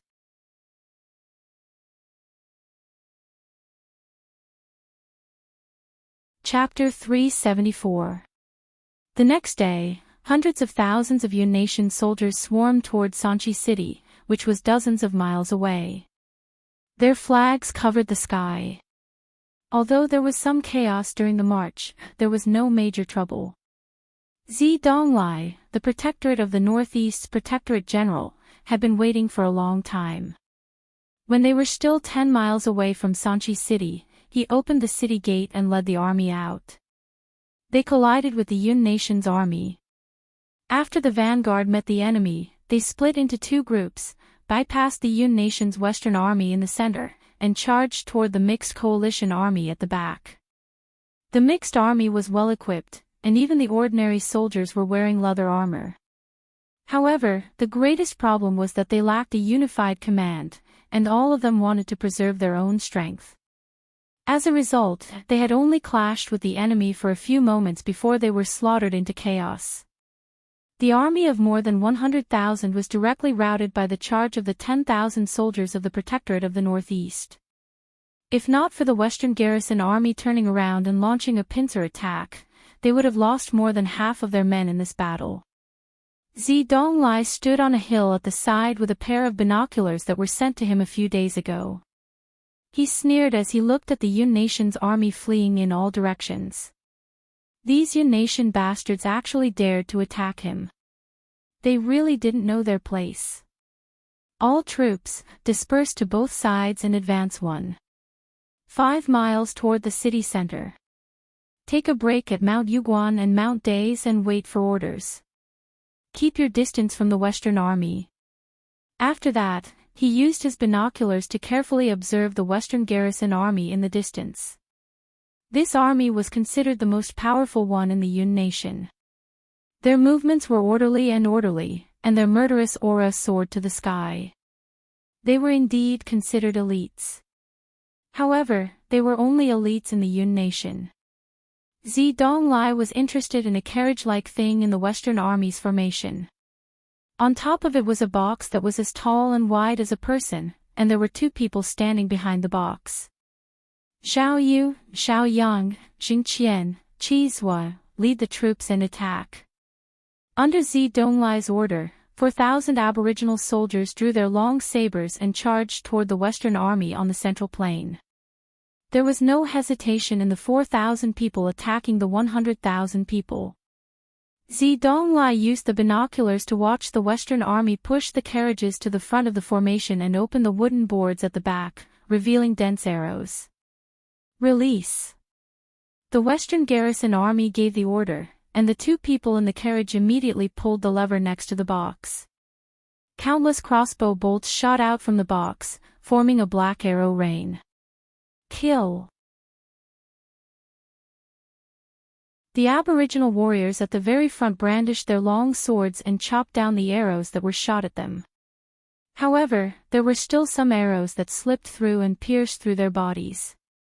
Many soldiers who were hit in vital spots immediately fell to the ground. Even more soldiers who were pierced by arrows only paused for a moment before roaring and charging forward with bloodshot eyes. After a round of shooting, the soldiers with shields and spears immediately passed through the gaps between the carriages, firmly surrounding the carriages. Someone immediately brought a few boxes to the carriage. The boxes were filled with exposed arrow shafts. Someone aimed the arrow shaft at the back of the box and pressed it into the hole left by the crossbow bolt. In just a moment, a quarter of the box was filled. 4 boxes with arrow shafts were pressed on. The box on the carriage was already filled with crossbow bolts. Retreat. Zedonglai ordered. The scene he had just seen had given him an understanding of the use of the carriages in the Yun Nation. At least 100 crossbow bolts were shot out in a fan shape, covering a large area. Moreover, their penetrative power was quite high, and their range far exceeded that of a normal crossbow bolt's 100 steps. Even at a distance of 200 steps, they were still quite powerful.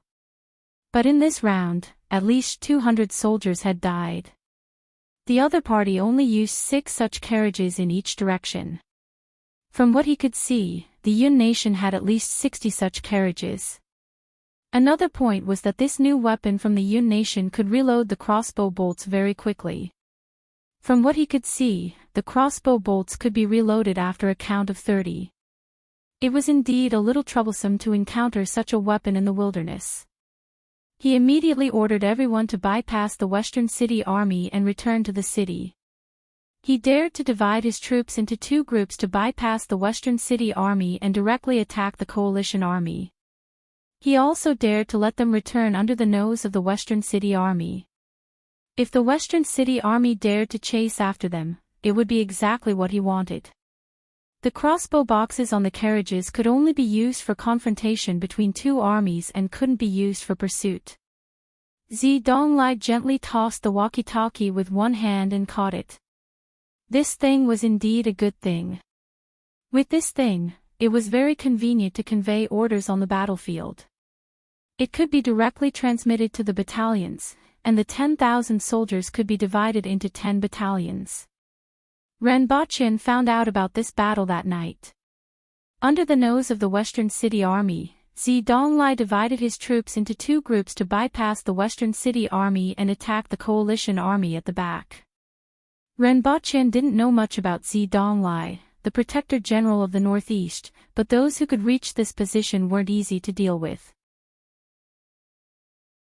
According to the guard beside him, among the 5 protectors, Hongwu, the Protector General of the North, was the most skilled. Li Qianqiu, the Protector General of the Central, Shi Wanya, the Protector General of the South, and Zhuyu, the Protector General of the Southeast, had never made any mistakes. Many people felt that he didn't look like an aboriginal. Donglai, the Protector General of the Northeast, had the coldest temperament and the sharpest use of troops. He was like an incomparably sharp steel knife. Putting aside the matter of the Northeast, Renbochin wasn't far from Li Qianqiu. If he stayed put, he would be able to see Li Qianqiu tomorrow night. At present, the Great Xia army was on its way back, and the reinforcements from the Protectorate of the South were still 2 days away. Only the 3,500 soldiers that had been transferred from the various cities were following the Great Xia army from afar. Even with the winged cavalry and the 3,500 soldiers, it would still be difficult for Li Qianqiu to directly attack the Great Xia army. One had to know that there were a large number of practitioners in this Great Xia army. If they used the same method as they did outside Ziyue City and the aboriginals were hindered, the archers would fire in unison, greatly increasing the casualties of the aboriginals. After all, the practitioners were far faster than the aboriginal warriors of the same level. Therefore, he maintained a distance from the Great Xia army and began to retreat again to join up with Renbochin. With Renbochin's mortars disrupting the enemy's formation, the winged cavalry would insert their blades and continue to disrupt the enemy's formation. Li Qianqiu's troops would then be able to expand the enemy's chaos.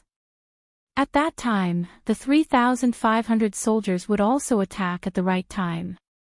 This Great Xia army would be attacked from both front and back and would definitely be defeated.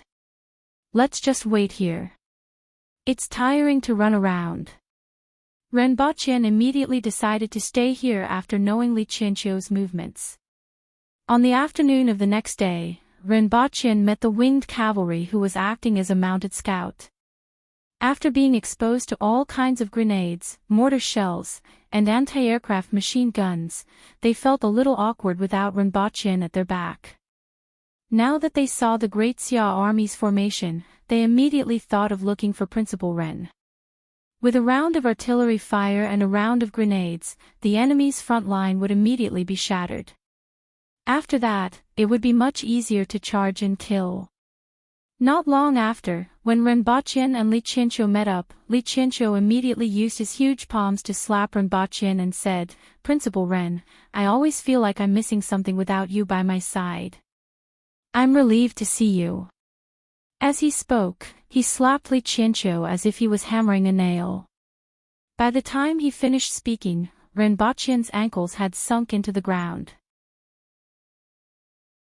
"If I can slap you into the ground in the future, I will miss you even if I don't see you for a day." Renbochin thought to himself as he pulled his feet out of the ground. What did it mean to not bully the young for being poor? This was exactly what he was doing.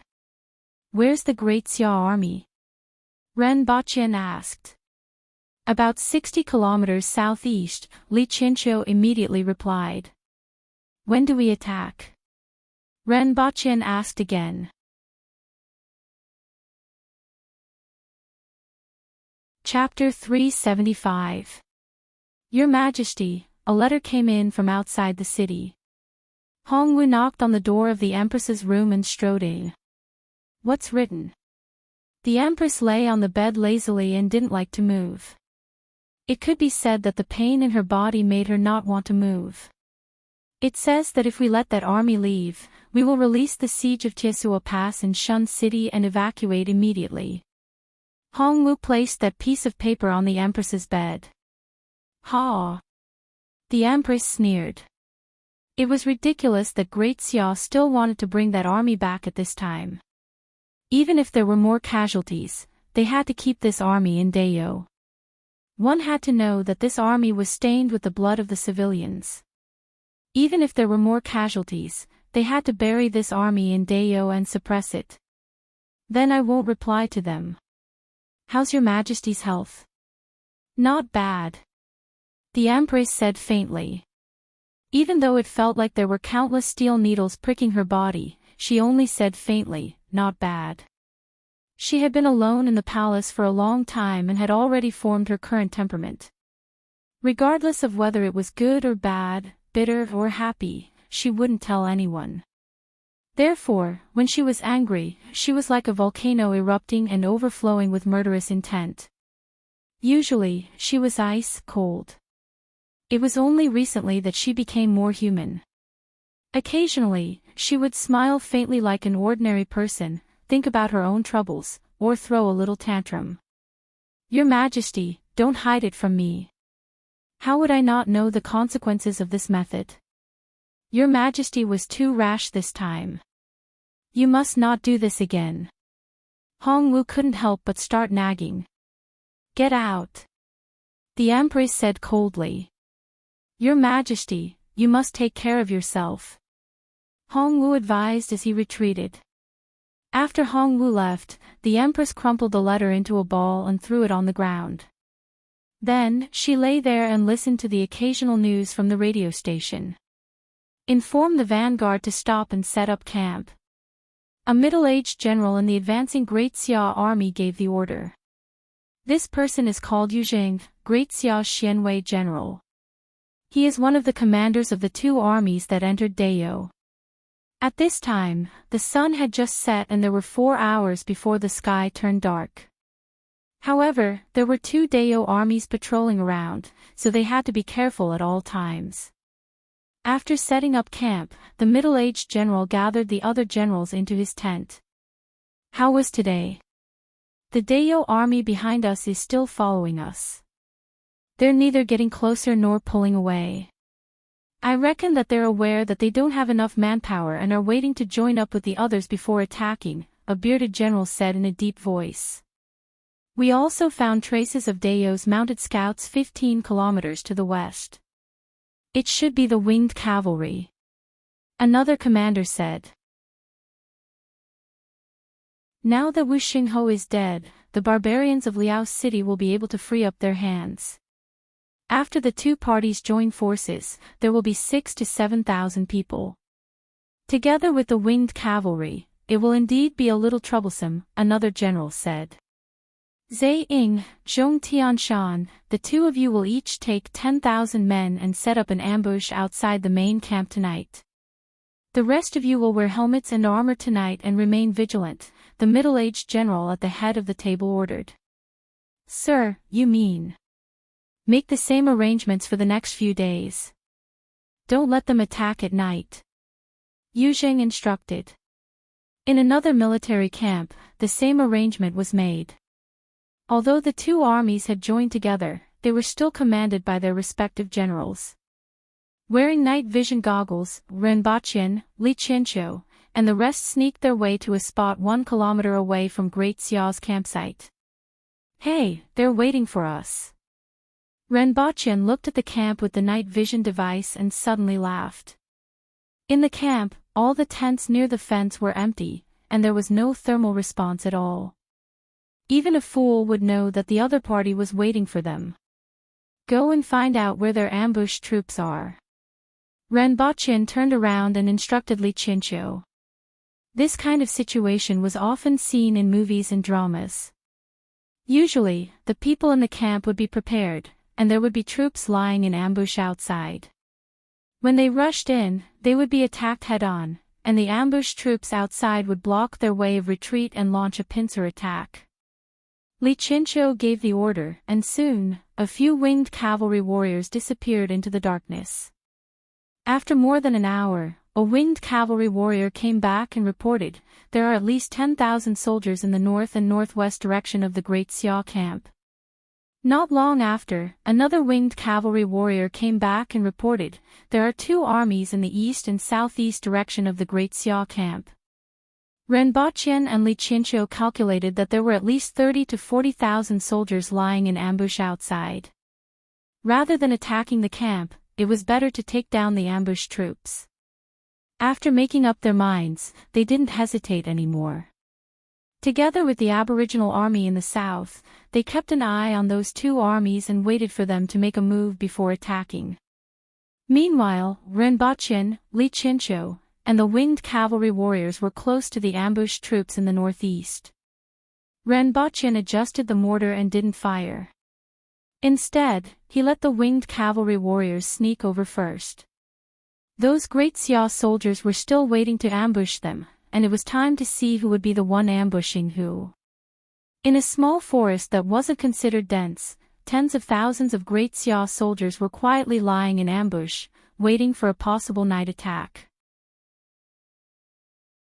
"Captain, do you think there will be a show tonight? Only God knows if there will be any problems. Just wait obediently and don't talk. But there are too many mosquitoes in this damn place." Very soon, the noises subsided again. Other than panting and the rustling sound of people moving their bodies, there were no other sounds. Many soldiers even started to doze off. "Ah!" A scream suddenly came from the edge of the forest. "What's the matter?" As soon as the captain asked this question, he heard thousands of people shouting from the edge of the forest, "Great Xia dogs, kill! It's the Dao soldiers." The people lying in ambush in the forest didn't have the time to think about why they were ambushed by someone else. They shouted one after another, waking up the soldiers who were dozing off. "It's the winged cavalry." A scream came from afar, and the people in the forest, who didn't know what was happening, immediately understood. "Light the torches!" the captain shouted. Fighting the winged cavalry in the dark was simply courting death. They could only light the torches, form a formation, and wait for the main camp and the other ambushed troops to come to their rescue. Very soon, Ren Baqian saw the torches in the forest not far away. The light from the torches illuminated the forest red, and he could clearly see everything inside and outside. The ambushed troops in the forest also clearly saw the approaching people and the gleaming cold swords that followed the figures. "The weather is dry. Be careful of the candles," Ren Baqian muttered softly. He took the cannonball and stuffed it into the barrel. He turned to the side and said, "Hold it." 2 guards immediately reached out to hold the barrel. Ren Baqian then released his hands and covered his ears. Bang! 2 consecutive sounds rang out.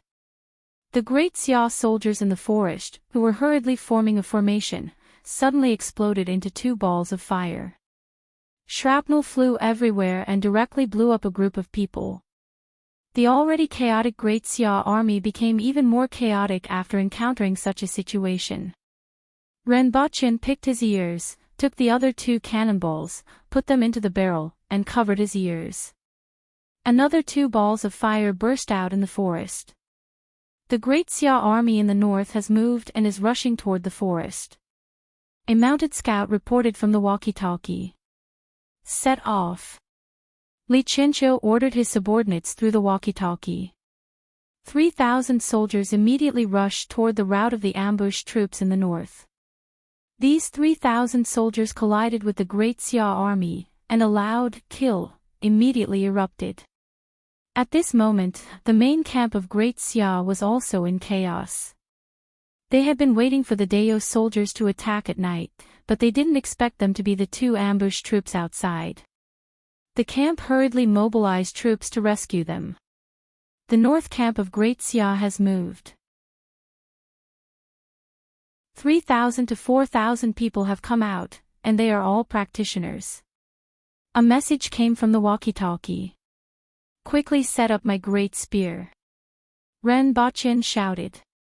He didn't forget to turn to Li Qianqiu and say, for the happiness of Her Majesty. He then changed his tone to one of extreme pity and said, you must protect me. Li Qianqiu was speechless.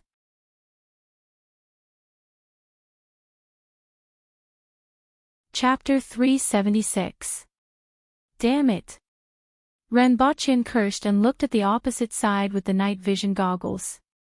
In the past, Ren Baqian rarely scolded people at work, but now he was more and more nagging. He didn't need to care about his image, and he would say whatever was on his mind. There were 3,000 to 4,000 martial artists. How many could he kill with a big gun? They weren't fools. Their legs were like car wheels, and he would be lucky if he could kill a few hundred of them after using up all his bullets. Looking through the night vision goggles, he saw a yellow and red heat source moving rapidly in his direction. Da-da-da. The machine gun on the ground spat out a tongue of fire, and a long metal dragon directly opened up a hole in the crowd. Flesh and blood flew everywhere. Ren Baqian held the trigger and moved the muzzle to the left and right. The bullets scattered at a small angle. The red dots in the night vision goggles immediately fell. Some of the stronger martial artists used their weapons to block the bullets, and some of the weaker martial artists were directly shot in half. After a round of bullets, the opposing team suddenly stopped. The ferocious firepower gave them a fright. The opponent's hidden weapons are powerful. Disperse, a voice shouted in the crowd. Everyone dispersed like sheep. Some people jumped a few meters high and then glided to the distance. Some people lowered their feet and disappeared into the crowd in the blink of an eye. Some people moved like monkeys. After a few somersaults, they landed on the periphery of the crowd and then ran into the distance. Some people lay on the ground like lizards. They weren't slower than running, but slightly faster. Ren Baqian could see clearly with the night vision goggles. He pressed on the bullets and swept toward the place with the most number of people. Da-da-da. Da-da-da. The gunfire paused for more than 10 seconds before it rang out again. After shooting 4 ammunition belts, Ren Baqian saw that the guards beside him were still loading bullets into the ammunition belts. The speed at which they fired was much faster than the speed at which they were loading bullets. He adjusted the angle of the mortar and fired it toward the place where the crowd was denser. There were too many people. Even after they dispersed, there were still many places where the crowd was more concentrated. Boom! Boom! 2 explosions and shrapnel blasted dozens of people to the ground. Ren Baqian fired 7 or 8 shots in a row, and the other party started to figure out the ropes. Be careful of the top of your head, don't take it head on.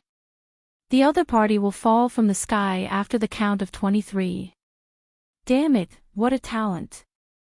Ren Baqian immediately cursed when he heard this from afar. After he finished cursing, he fired 2 shots in the direction of the voice. In the distance, a group of people looked up at the sky as they ran. Some people felt that there were more people nearby and immediately ran further away. It's above us. Run! As the sound rang out, not only were the targets of the artillery shells affected, but the people in other areas were also affected and scattered. Boom! The sky was so dark that it was already very late by the time they discovered the shells. There were still some who could not run out of the explosion range, but the casualties were indeed a lot less. 2 shots at most killed 10 people.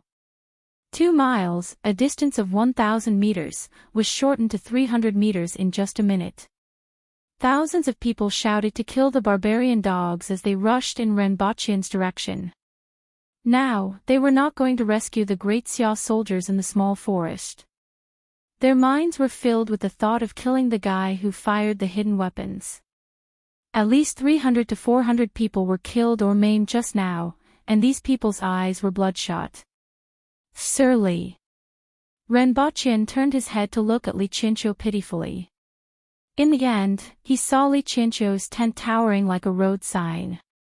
Renbochin was speechless. This is a war. Why are you so excited? Are you a masochist? I used to think that you were loyal, honest, and reliable. I didn't expect this, I really didn't expect this. At this moment, Renbochin's image of Li Chincho fell from the clouds to the ground, and he was immediately labeled as a perverted masochist. Sir! A shout came from not far away. Hundreds of winged cavalry warriors came out of the forest and surrounded Renbochin and the others. There was still a portion of the Great Xia soldiers who were still inside the forest. About 500 winged cavalry warriors came out of the forest and were prepared to intercept these Great Xia practitioners. It had only been 7 or 8 minutes since the surprise attack, and only the end of the battle was left in the forest. Under the circumstances where the other party didn't have an integrated military formation and didn't have an absolute advantage in numbers, they were like lambs in front of the winged cavalry, whose weakest members were at the earth-wheel level. Seeing these winged cavalry warriors, Renbochin finally felt a little relieved. Now, even if he took off the night vision goggles, he could already see the figures of those Great Xia practitioners. Each and every one of them was like a wild dog that had broken free from its leash and was holding a variety of weapons in their hands. Every one of them had bloodshot eyes. It was conceivable that their minds were filled with thoughts of tearing the people here apart. A few seconds later, the winged cavalry clashed with those Great Xia practitioners.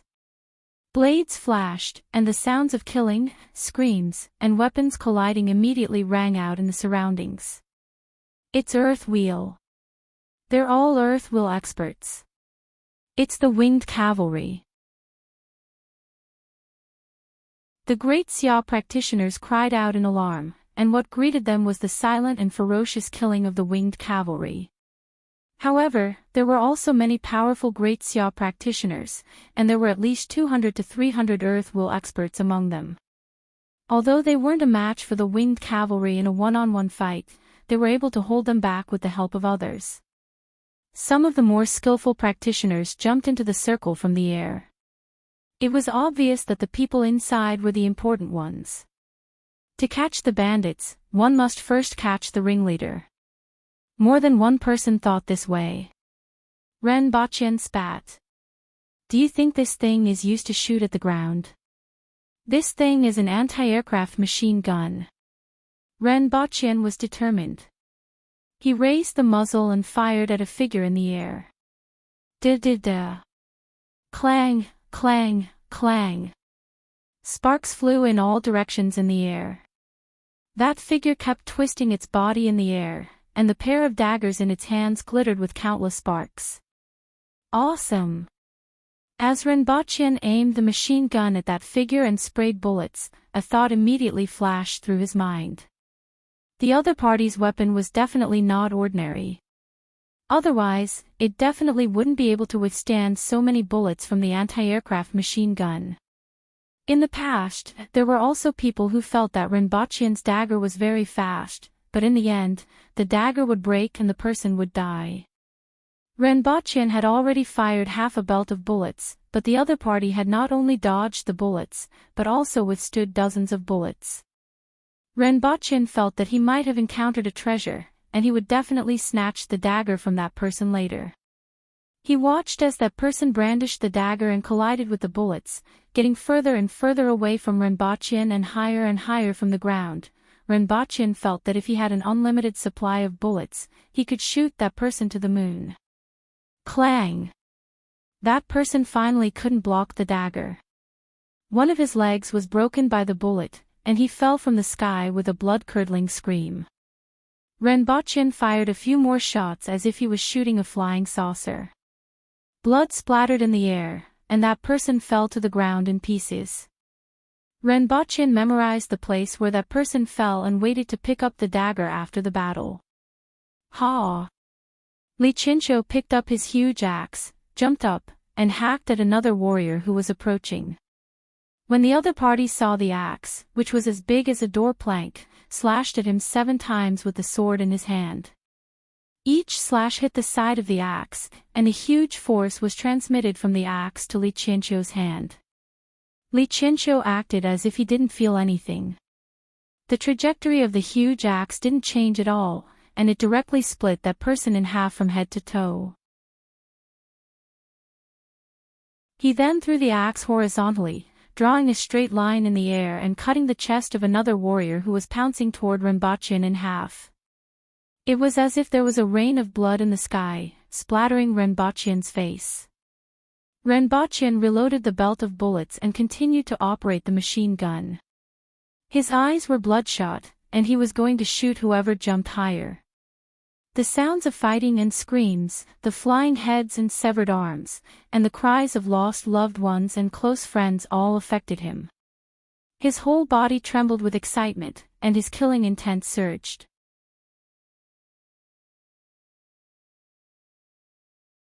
Chapter 377. The martial artists of Great Xia were defeated faster than they had imagined. Before this, Renbaqian hadn't seen the Aboriginals and Great Xia fight openly.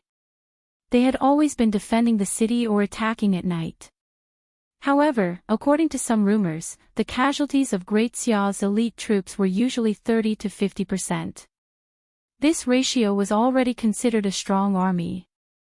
Even though these practitioners wouldn't obey orders, Renbaqian had always felt that they were more courageous and had a huge numerical advantage.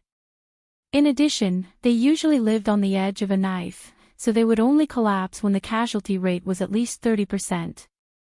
However, Renbaqian ignored the psychological pressure these practitioners felt when they faced the silent winged cavalry warriors. There had always been rumors that the Aboriginals could defeat ordinary practitioners of the same level. In particular, they could see their own people falling one by one with blood spurting out from their bodies. On the other hand, the other side had very few casualties. Other than some famous earth-will experts who could contend with or even defeat them, most people were barely holding on and completely using their lives to fill the gap. Under such circumstances, many people had the intention to retreat when they found out who their opponents were. If their opponents were ordinary Aboriginal soldiers, they could still see some hope. However, they couldn't see any hope of victory when facing these winged cavalry warriors. In addition, they weren't the elites of the army who obeyed military orders. Even the death of Lu Pinghai could cause an uproar among the practitioners in the north, let alone when they were faced with hundreds of earth-will experts and were surrounded by death. Some of the quick-witted ones had already started to flee. This kind of behavior also spurred the others on. Furthermore, many of them weren't fleeing toward the Great Xia barracks but toward the northwest. As long as they could escape back to Great Xia, it would be better to conceal their identities than to lose their lives here. When the casualty rate was about 20%, the Great Xia practitioners began to disperse and flee in all directions. This 20% casualty rate was due to the winged cavalry killing too quickly. Most of the casualties were the weaker practitioners. Many of the winged cavalry kicked the ground and flew into the distance like cannonballs. If one didn't consider dodging techniques, Great Xia practitioners who were below the earth-will level were definitely no match for the winged cavalry when they ran in a straight line. However, Great Xia practitioners who were at the same level were far superior to the winged cavalry. Chase them for 500 meters and return. Li Qianqiu's voice rang out. Renbaqian aimed the anti-aircraft gun for a long time and finally gave up resentfully. Otherwise, the winged cavalry would suffer the most casualties tonight. The winged cavalry warriors gave chase for a short while before returning. Each of them sat on the ground and used the strips of cloth that were torn from the corpses to wipe their sabers. Not long after, the winged cavalry warriors came out from the forest. At the very least, within their range of perception, there were no other living beings apart from them. The Great Xia soldiers were completely annihilated, and only a few managed to escape. The winged cavalry was more familiar with the forest. One had to know that most of the winged cavalry were recruited from the 60,000 mountains. Has the Great Xia barracks not come out yet? Ren Baqian sat on the ground and asked through the walkie-talkie. Sir, they haven't come out yet. They've only strengthened their defenses. Oh, Ren Baqian replied and fell to the ground with his head raised. Great Xia's response was very normal. If they came out to rescue, it would probably cause even more casualties. Under the circumstances of night and limited visibility, the strength of the Great Xia army was at its lowest, while the strength of the aboriginals wasn't affected. Even though they knew that there were only a few thousand ancient race soldiers outside, they still didn't dare to move recklessly. However, in Ren Baqian's mind, it was only a matter of time before he died. It would take at least a week to reach the border from here. There was no way they could make it out alive. Li Qianqiu wouldn't let them make it out alive either. The hands of this army were stained with the blood of the aboriginals. Although Ren Baqian didn't see it with his own eyes, he heard that many villages that weren't notified in time were directly flattened. There were also a few cities that had been destroyed. Ren Baqian looked at the galaxy in the night sky, sighed, and turned to ask Li Qianqiu, do you think the Great Xia people will also want to seek revenge on us? Just kill all those who want revenge. Kill them until they don't even dare to think about it. Li Qianqiu grinned cruelly in the style of the aboriginals. To Ren Baqian, Li Qianqiu was a pretty good person. However, to outsiders, all the aboriginals were cruel and bloodthirsty. The enemy of another is my hero. Ren Baqian sighed and threw this matter aside. In the past, he felt that human life was very important. He always felt that he was a good person, helping an old lady cross the road, being friendly to others, and helping others whenever he could. Even though he hadn't done any of these things before, he still felt that he was a good person. Even so, he still felt that he was a good person. Only the heavens knew when it started, but in his heart, human life had become just a noun. When the 3,000 soldiers returned and everyone was preparing to sneak toward the two ambushing troops in the south, they received news that the two ambushing troops were actually preparing to return to their barracks. Great Xia was originally prepared to leave a few ambushing troops to attack Dao from the front and back, but they didn't expect the ambushing troops to become dishes on the table. How could they still leave those two troops there? When the aboriginal troops in the south realized that the other party was actually returning to their barracks, it was already too late. They could only watch as they returned to their barracks in the dark of the night. We have fought tonight. Come again tomorrow night, Ren Baqian said as he yawned. In one night, they had destroyed 1/7 of Great Xia's troops and scattered those practitioners. Now that Great Xia had already set up their battle formation in their barracks, there was no need to continue. When it was almost daybreak, the two armies finally converged.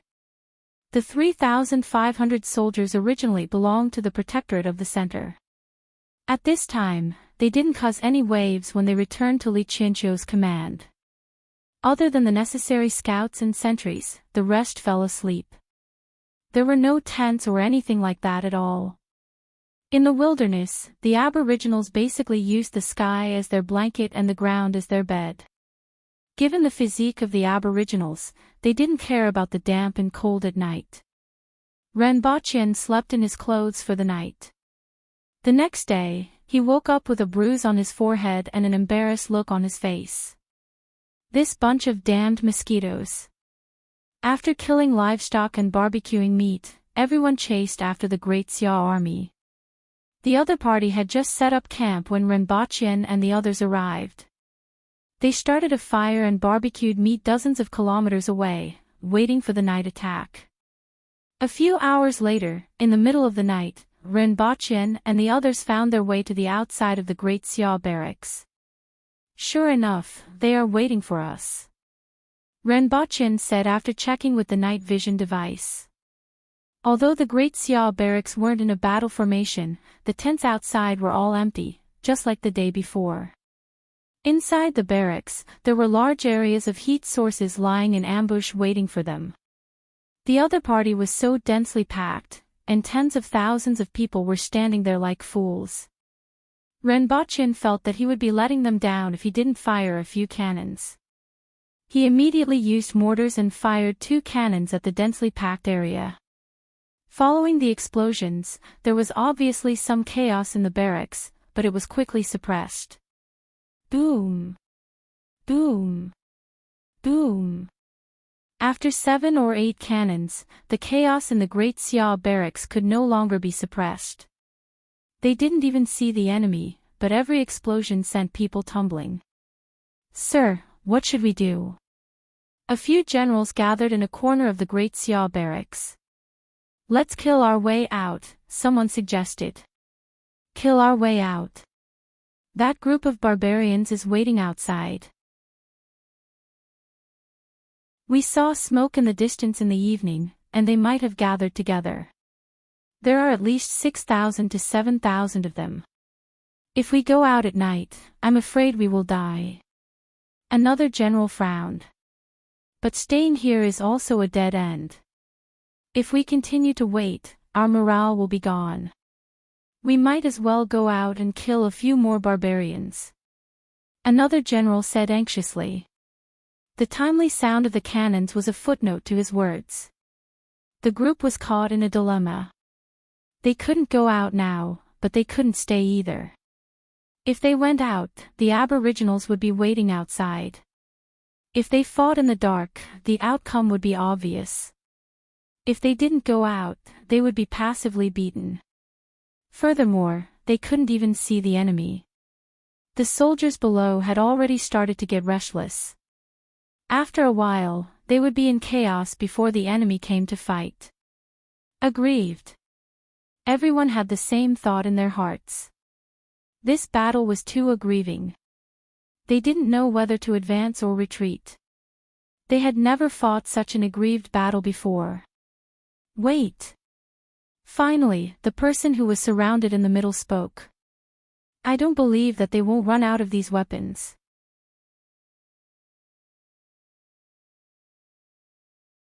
Chapter 378. After the next few rounds, the enemy remained motionless except for the area near the explosion site. Renbochin hoped that the other party would make a move. After the other party moved, they would create a certain amount of chaos so that it would be easier for the army to break in. With such an explosion, it seemed like the enemy had no way to retaliate, but the number of artillery shells was limited. If Renbochin had 1,000 or 800 artillery shells, he would be able to bombard them until they doubted their lives. He was sure that when they returned to Great Xia, they would ponder, "Who am I? Where am I? What am I doing?" The problem was that there was none. The other side did not move, and many of them squatted down to try and reduce the damage from the explosives. If he continued to bombard them for a while longer, they would probably fall to the ground. Then, they would immediately discover that the damage of the shells would be greatly reduced when they fell to the ground. "Where are their rations?" Renbochin turned his head and asked Li Chinchou. Very quickly, dozens of winged cavalry warriors surrounded the enemy's camp to investigate. Very soon, the news came back. The enemy's rations were also tightly surrounded. "Where can I see it?" "Go and take a look," Renbochin said. "No need to go through so much trouble." Li Chinchou waved his hand. Carrying Renbochin with one hand, he exerted force with his legs and leaped 20 to 30 meters into the air. Renbochin took off his night vision goggles and could barely see the rations in the middle. The outer fence was filled with torches, but there wasn't much light inside. However, everyone had torches in their hands. As long as the Dayo army attacked, they would light up the torches and the camp would immediately be brightly lit. However, there were still some torches in the center, which allowed him to see them clearly. In the middle of the mountainous pile of rations, the Great Xia soldiers stood in a battle formation with their backs against the rations. Although they surrounded the rations, due to the terrain and layout, the two gates had the most people, while the north barracks had the least people. In the army, there were two camps, one in the south and one in the north. This way, they could help each other and not interfere with each other. Among them, the first army to enter Deo was the current North Barracks. Most of the practitioners were in the North Barracks, but they were scattered in yesterday's battle. It was unknown how many of them returned to the barracks. Yesterday, more than half of the 20,000 soldiers in ambush had been lost, and only a few had managed to escape. Now, there were no more than 40,000 people in the camp. The south camp that attacked tonight was made up of the 100,000 reinforcements that came later. There were still 80,000 of them left. When Rinpoche was at the highest point, he could see everything below him clearly. Then, there was a ripping sound. For a moment, Rinpoche couldn't feel the hand that was grabbing his collar.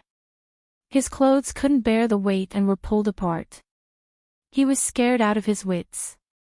With his current strength, falling from a height of 20 to 30 meters, even if he didn't die from the fall, his legs would definitely be broken. Most importantly, when his clothes were torn, it would tear him. He couldn't control his body at all.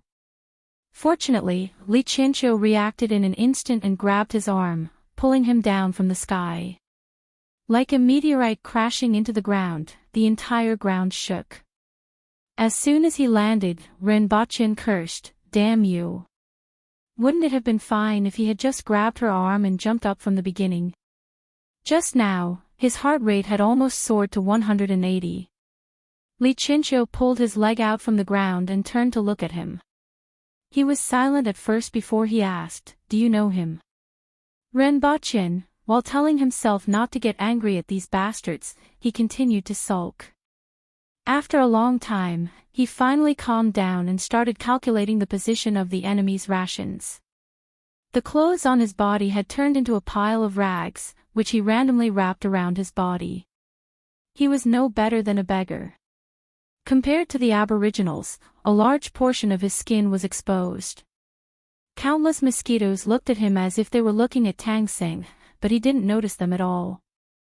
"Extinguish all the torches," Rinpoche said. Dozens of winged cavalry warriors drew their bows and arrows. After a round of shots, the torches at the fence of the barracks were immediately shot off and fell to the ground. The light also dimmed. As dozens of winged cavalry warriors wandered around the barracks, more and more places became dimmer. "This is how they are inside." Rinpoche drew an oval on the ground and marked the position near the middle. This was the position of the rations. In front of the barracks was a thick formation. The formation near the river and the North Barracks was slightly weaker. The North Barracks was the weakest, but it was easy for them to be pincered. As such, the position near the river was the best place to attack. "In a while, I will use artillery fire to ignite their rations, and they will definitely fall into chaos. You guys cut in from here and kill your way out from here. After making a turn, you will exit from here and circle back to this point to await further orders. With your attack, they will definitely be affected in putting out the fire. Due to this delay, the fire will become bigger, and they will have to get water if they want to put out the fire. The others will lie in ambush at the place where they get water and kill whoever comes. Next, it depends on their reaction. It is impossible for the other party to ignore the rations. The rations in the North Barracks are definitely not enough to last until they return to Great Xia. In that case, it is very likely that they will send a portion of their troops to the water source, cover the area, and then push the rest of the army up. Therefore, the troops at the water source have to be careful. There isn't a need to intercept too many people in the early stages, and the rest will be outside the firing range on both sides. As for how to deal with it, it will depend on the arrangement of the other party's troops. If there are no accidents, we will take down one of them, Rinpoche said as he drew the map. He had never learned any of the 36 stratagems or the art of war. As for the plan, Rinpoche felt that no matter what, it was better to have a plan than not. In any case, the worst outcome would be a head-on confrontation. With their current strength and the fact that they could disrupt the other party's formation with their mortars, they wouldn't lose even if they fought head-on. They just needed to minimize the number of casualties. What they were relying on now was that the other party didn't dare to act rashly and was holed up in one place. They were well aware of the other party's every move. In addition, they had the walkie-talkies to direct communication and the mortars to attack from afar. Furthermore, the strong individual strength of the Aboriginal warriors could be better utilized in the chaos. On Earth, could 1,000 Aboriginal warriors attack 100,000 people? In this world, it was possible. The strength of an ordinary soldier was only 200 to 300 kilograms, but the strength of the winged cavalry warriors was 2,000 to 3,000 kilograms. They could slash bullets. This kind of reaction speed, and tremendous strength allowed the winged cavalry, an Aboriginal elite, to fight against 100 people. It was as if they were unparalleled. All of these factors added up to their advantage. A few of the key points were the walkie-talkies and night vision devices that were brought over from Earth. Even though they wouldn't cause direct damage, they played a huge role. The night vision devices allowed them to see the other party's every move in the dark. The walkie-talkies could directly contact the army and didn't require any messengers to go down. Whether it was mobilizing troops or issuing other orders, they could be reached in time. What should we do if the northern barracks come to our rescue? Li Chincho asked. In that case, find something for them to do first, Ren Bachin replied. Everyone approached the vicinity of the north barracks, and Ren Bachin took another high-altitude tour. The rations of the north barracks were almost the same as those of the south barracks. Send 500 men to the river bank of the north barracks and prepare to intercept them. Li Chincho used the walkie-talkie to make arrangements. Ren Bachin adjusted the angle and fired. 10 shells were fired in a row. Each time, the angle was adjusted slightly. This round of artillery fire was just enough to cover half of the North Barracks' rations. When each shell exploded, the sparks that sprayed out ignited the surrounding rations. The North Barracks, which had been on high alert, immediately became chaotic. Immediately, there were cries of "water, put out the fire." The Great Xia army first overturned the rations cart to minimize their losses. Then, they rushed to the nearby tents and used bedding to cover the rations. At the same time, they also sent some people to the river bank to fetch water. However, there were immediately shouts from the river bank. The 1,000 soldiers who went to fetch water were like meat buns that were beaten up. However, in a short period of time.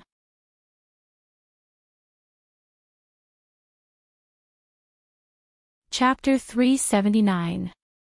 With a series of explosions, the South Barracks quickly became chaotic. The soldiers could withstand the bombardment and continue to turtle up, but the rations couldn't.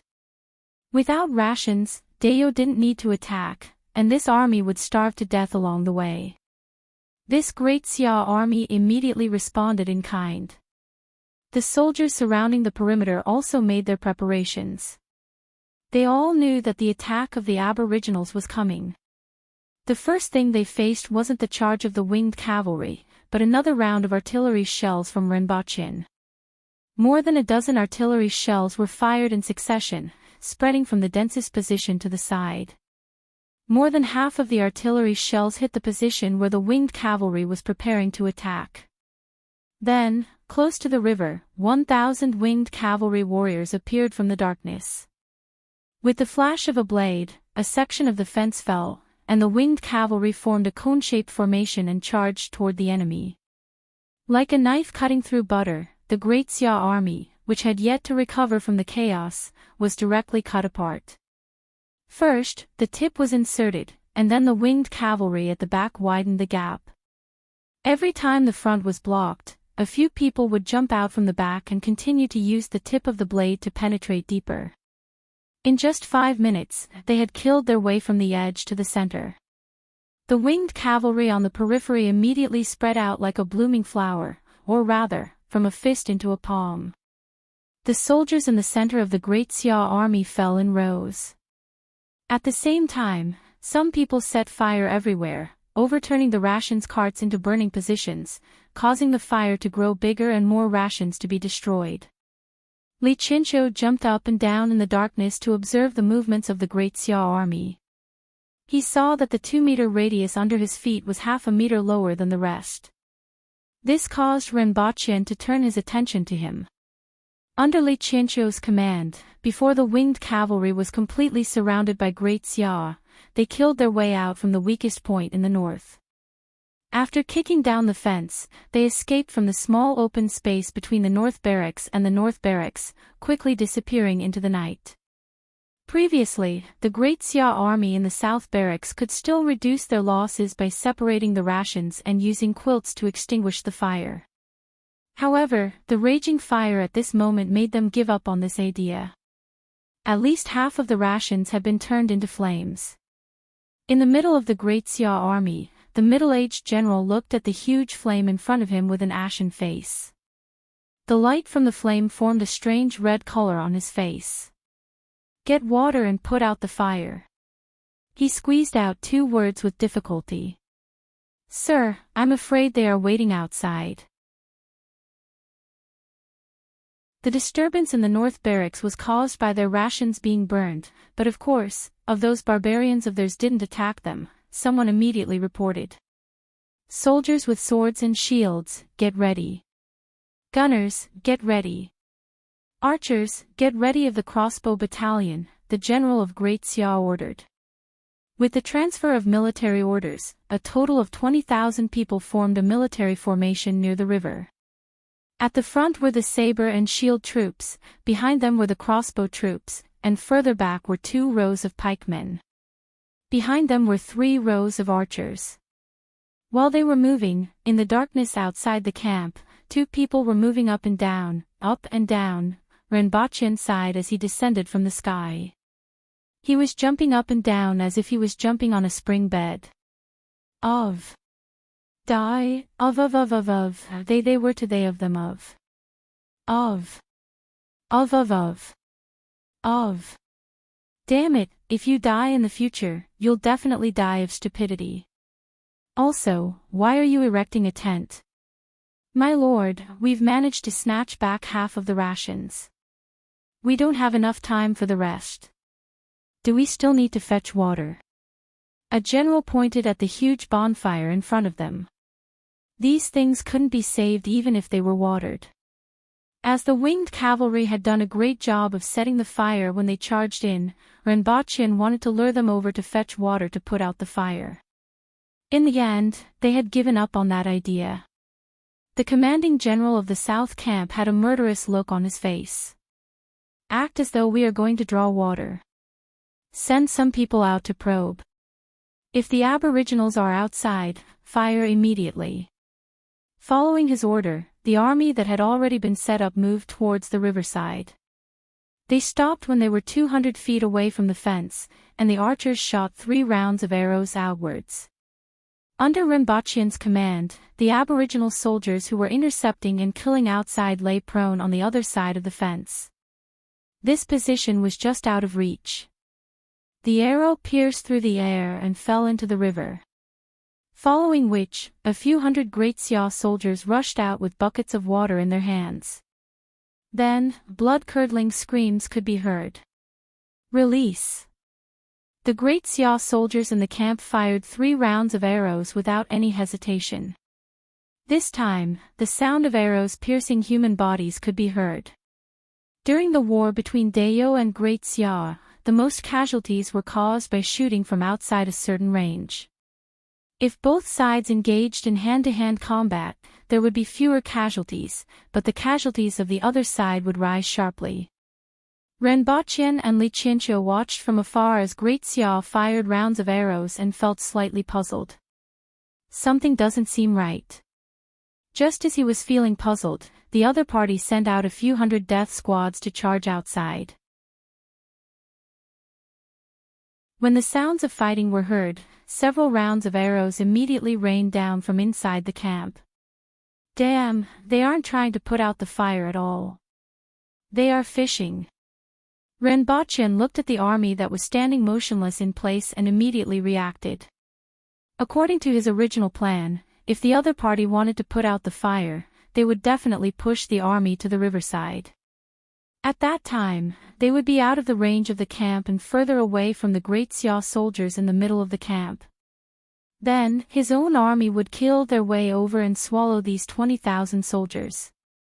One had to know that a camp with 80,000 soldiers had to have a radius of at least 5 kilometers. For example, this south camp was 4 kilometers wide and 7 to 8 kilometers wide. From the center of the camp to the gate facing the river, it was only 1 kilometer away. However, the rear end of this army was only 1 kilometer away from the center of the camp, and the other great Xia soldiers would only need a few minutes to provide support. The other party stood there motionlessly and wouldn't move forward even if they were beaten to death. Instead, they sent out a few hundred soldiers twice in a row. When the sounds of fighting were heard, they immediately covered the area and fired without even caring about their own people. Damn, this is different from what I thought, Renbochin cursed.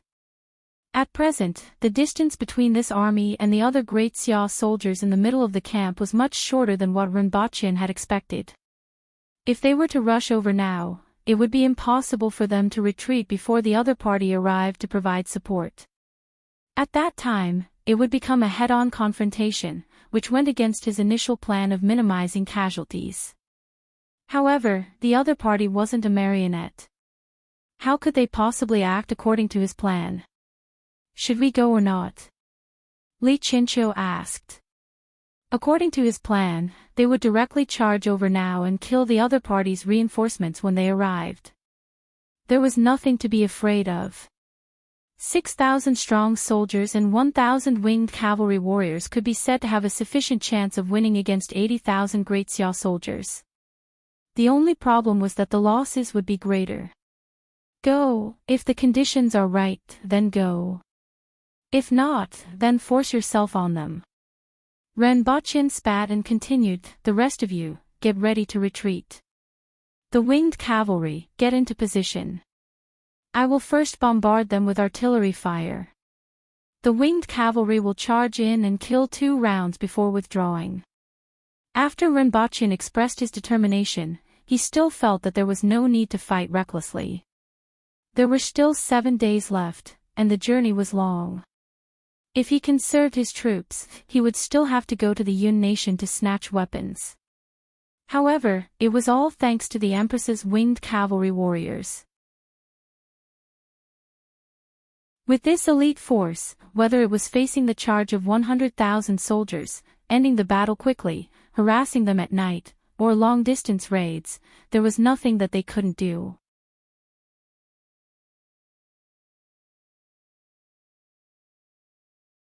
Chapter 380. Boom! A series of explosions rang out in Great Xia's campsite. Kill! As the winged cavalry got closer, dozens of people in front of them brandished their swords and kicked them. The fences made of tree trunks, which were 10 centimeters in diameter, immediately collapsed. One by one, the winged cavalry emerged from the night sky. Their bodies were much stronger than ordinary people, and their murderous aura sent chills down people's spines. Kill! The winged cavalry formed a conical formation and pounced on the chaotic battle formation that had just been swept by the artillery shells. Crossbow battalion, shoot!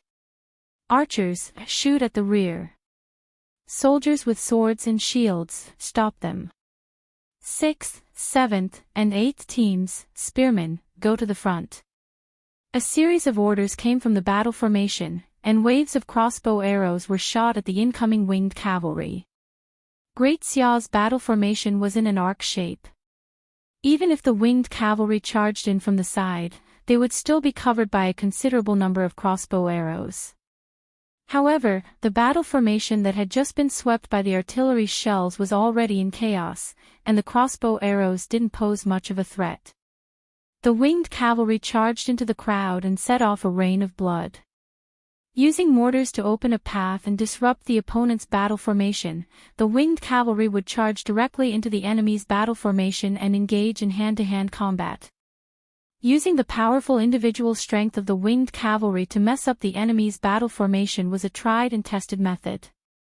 Li Qianqiu continued to carry Renbaqin up and down. The night wind blew in his face, and Renbaqin wanted to sing, "The cold night wind is carelessly slapping on my face."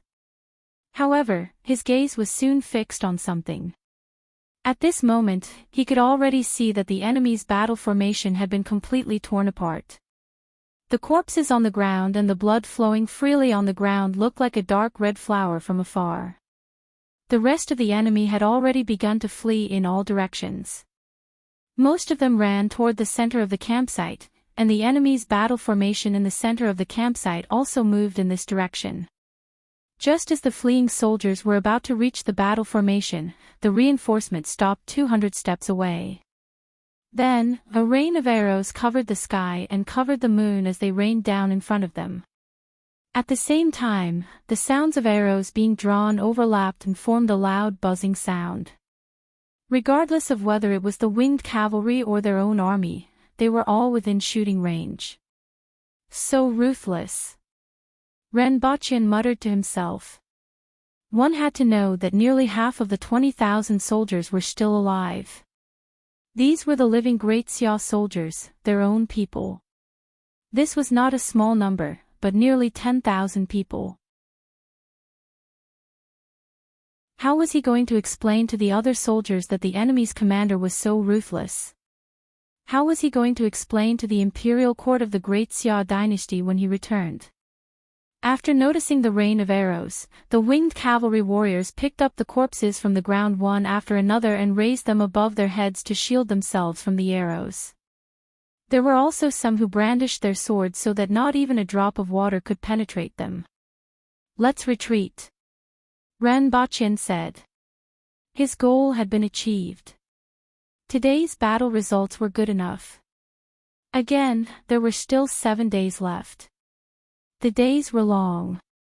Following Li Qianqiu's orders, Renbaqin and the others began to withdraw and return to the predetermined rendezvous point. The winged cavalry took a detour and came back faster than Renbaqin and the others. When Renbaqin returned, he saw them sitting there and bandaging their wounds in silence. Renbaqin counted from the beginning to the end.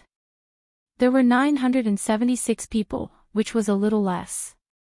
Even though the strength of an earth will expert was overwhelmingly superior to ordinary soldiers, and the winged cavalry warriors were like superhumans in terms of strength, stamina, speed, reaction speed, and resistance to attacks. However, there would still be casualties on the battlefield every time. Most of the casualties were caused by crossbow bolts. Even after charging into the enemy's formation, crossbow bolts would be shot from the dark. After all, the crossbow battalion wasn't a bunch of fools who would be slaughtered at close range. In particular, the winged cavalry warriors generally had a bad habit of jumping forward to slash people after killing everyone around them. There were so many people, yet you still jumped so high. Who else would you shoot if not you? After circling around the camp, Renbaqin bade farewell to Li Qianqiu and led the guards to a remote place.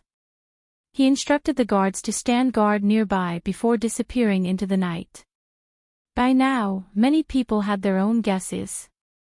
Since the beginning of Renbaqin's journey to Liao City, even though Renbaqin had tried his best to find a separate room and disappear, there would be a bunch of things around him every few days. As a result, Renbaqin was already prepared to be guessed.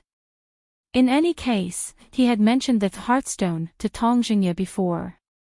However, no one asked him, and he allowed them to speculate in secret. However, the idea of traveling between worlds was still too distant for the aboriginals.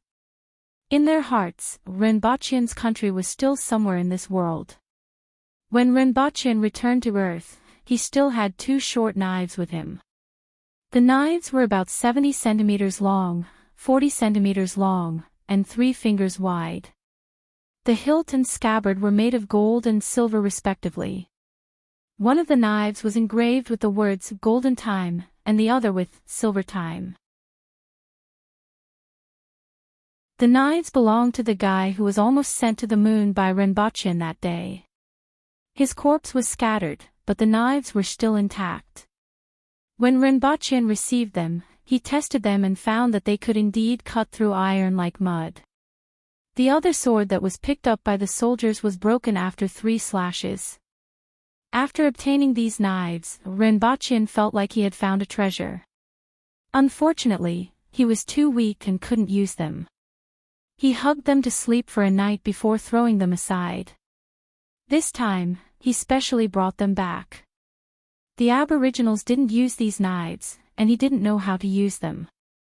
Therefore, he brought them back to show off. Occasionally, he had to bring back some good stuff to prevent them from looking down on that world.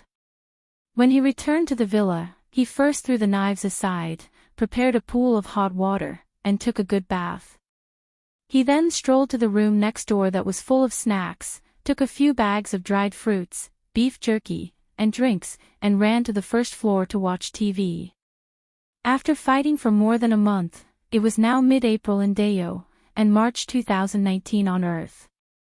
Although he would watch the news every time he came back, he felt that his sense of alienation from Earth was getting heavier. The main reason was that his mind was filled with bombs, artillery shells, and grenades every time he came back. Other than Yang Sen and his family, he had very little contact with other people. The ordinary life on Earth seemed to have little to do with him. In addition, time was not synchronized. The timeline on Earth was moving too fast, and the result was that this sense of alienation became more and more obvious. Rinpoche sighed with emotion. He felt that as time passed, this sense of alienation might still appear between him and his family. As time passed, this situation would become more serious.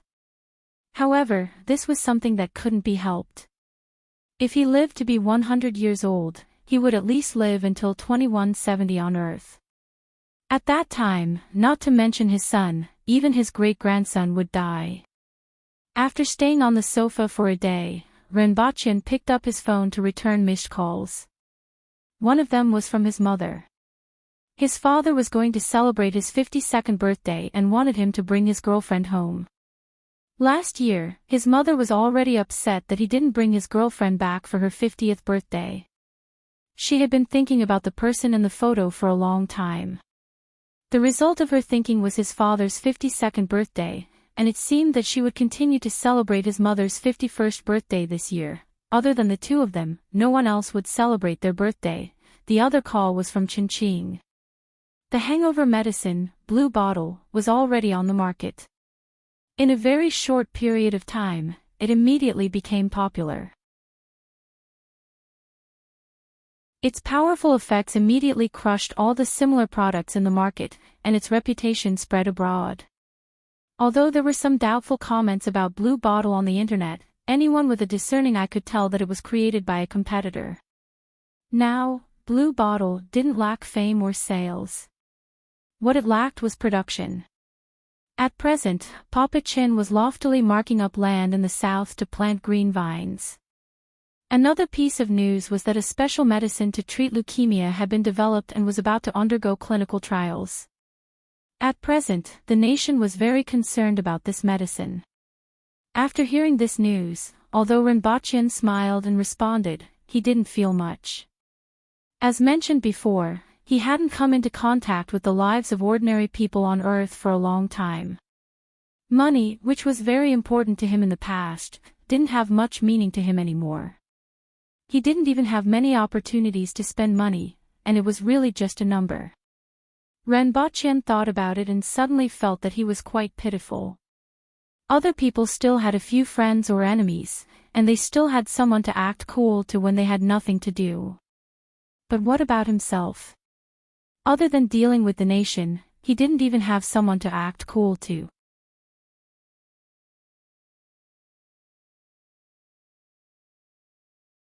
Chapter 381. When Rinpoche came out of the laboratory, he looked slightly disappointed. Initially, he thought that this was the only way he could show off. However, after the people in the laboratory witnessed the miraculous effects of the longevity saber, even though the pair of daggers were sharp, they did not surprise the people in the laboratory too much. Seeing their reactions, Rinpoche felt that he was flirting with them. He didn't want to stay any longer. After bidding farewell to Yang Sen, he drove away. A moment later, Rinpoche was sitting in a delicately decorated restaurant with a bottle of beer and 2 side dishes to kill time. In fact, he was craving hot pot. Although he could return to Earth from time to time these days, there was not much meaning in staying alone. Especially since he was the only one in such a big villa, it was too cold and cheerless. Fortunately, it was going to end soon. As long as they annihilated this great Xia army, this war would be considered over. As for the Protectorate of the Northeast and the Yun Nation, he felt that providing them with a batch of grenades was enough. Although the 400,000 soldiers of the Yun Nation's army sounded very intimidating, in reality, only the 180,000 soldiers of the Western Garrison Army had real combat power.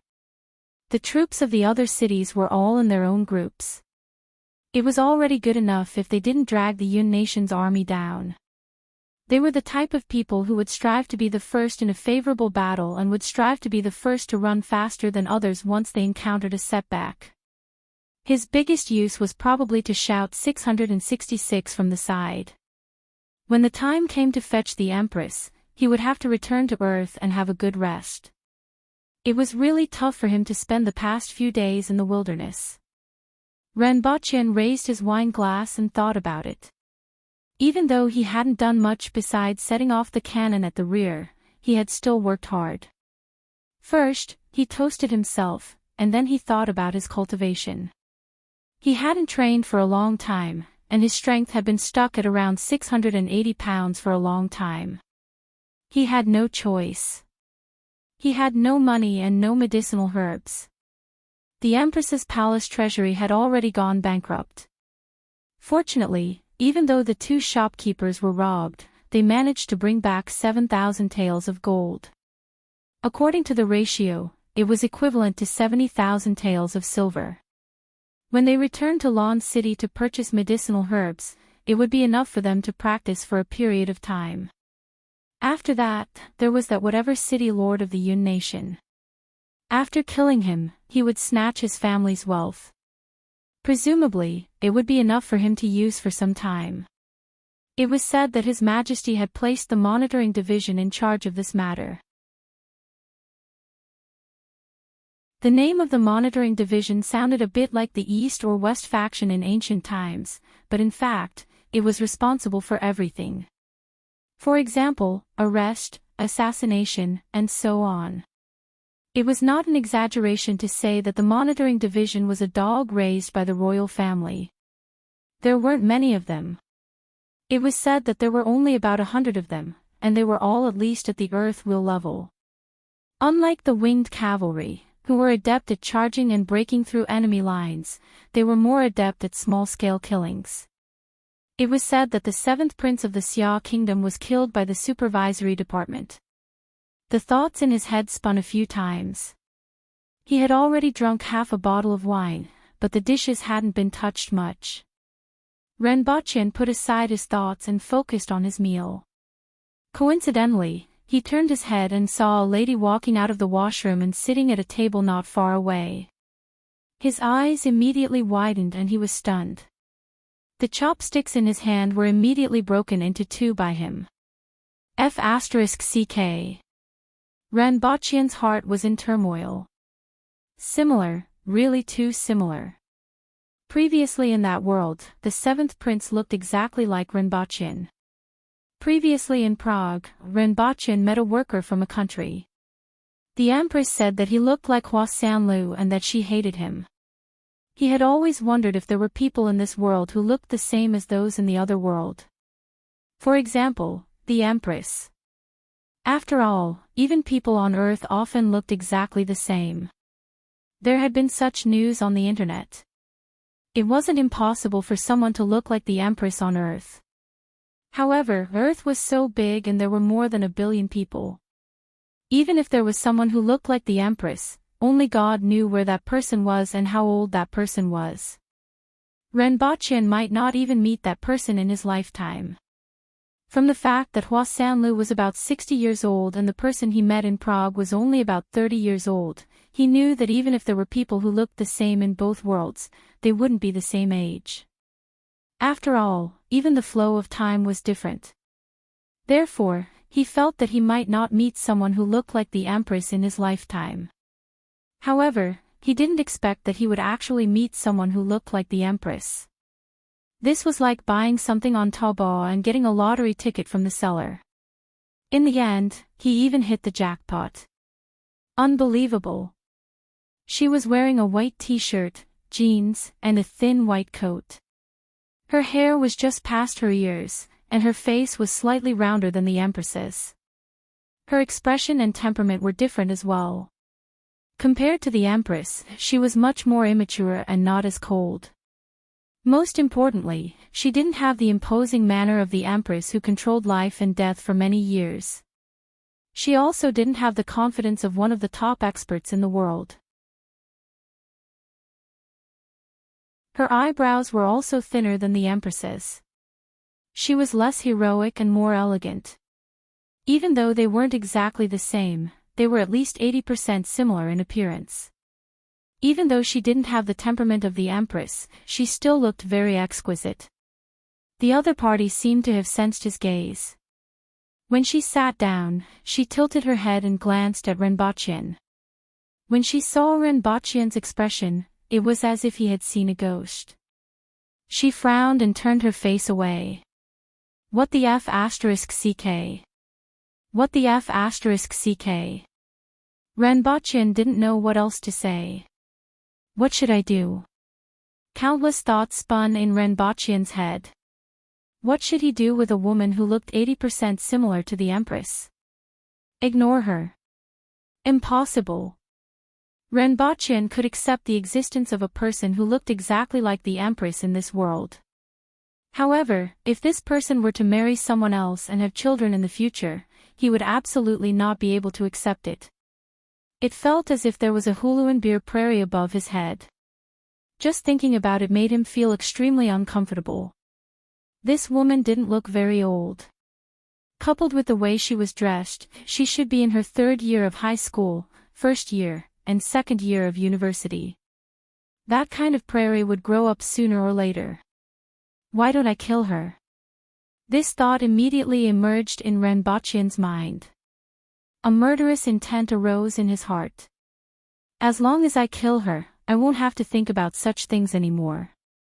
Even though she was very innocent, even though she didn't do anything and didn't know anything, she was too similar to the Empress.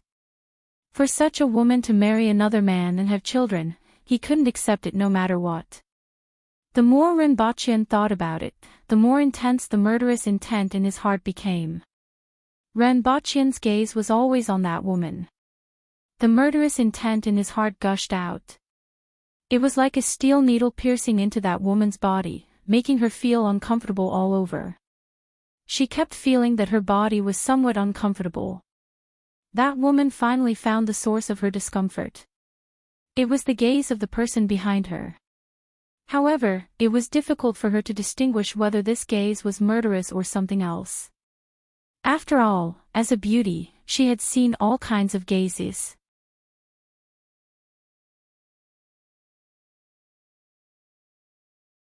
Chapter 382. Should I kill or not?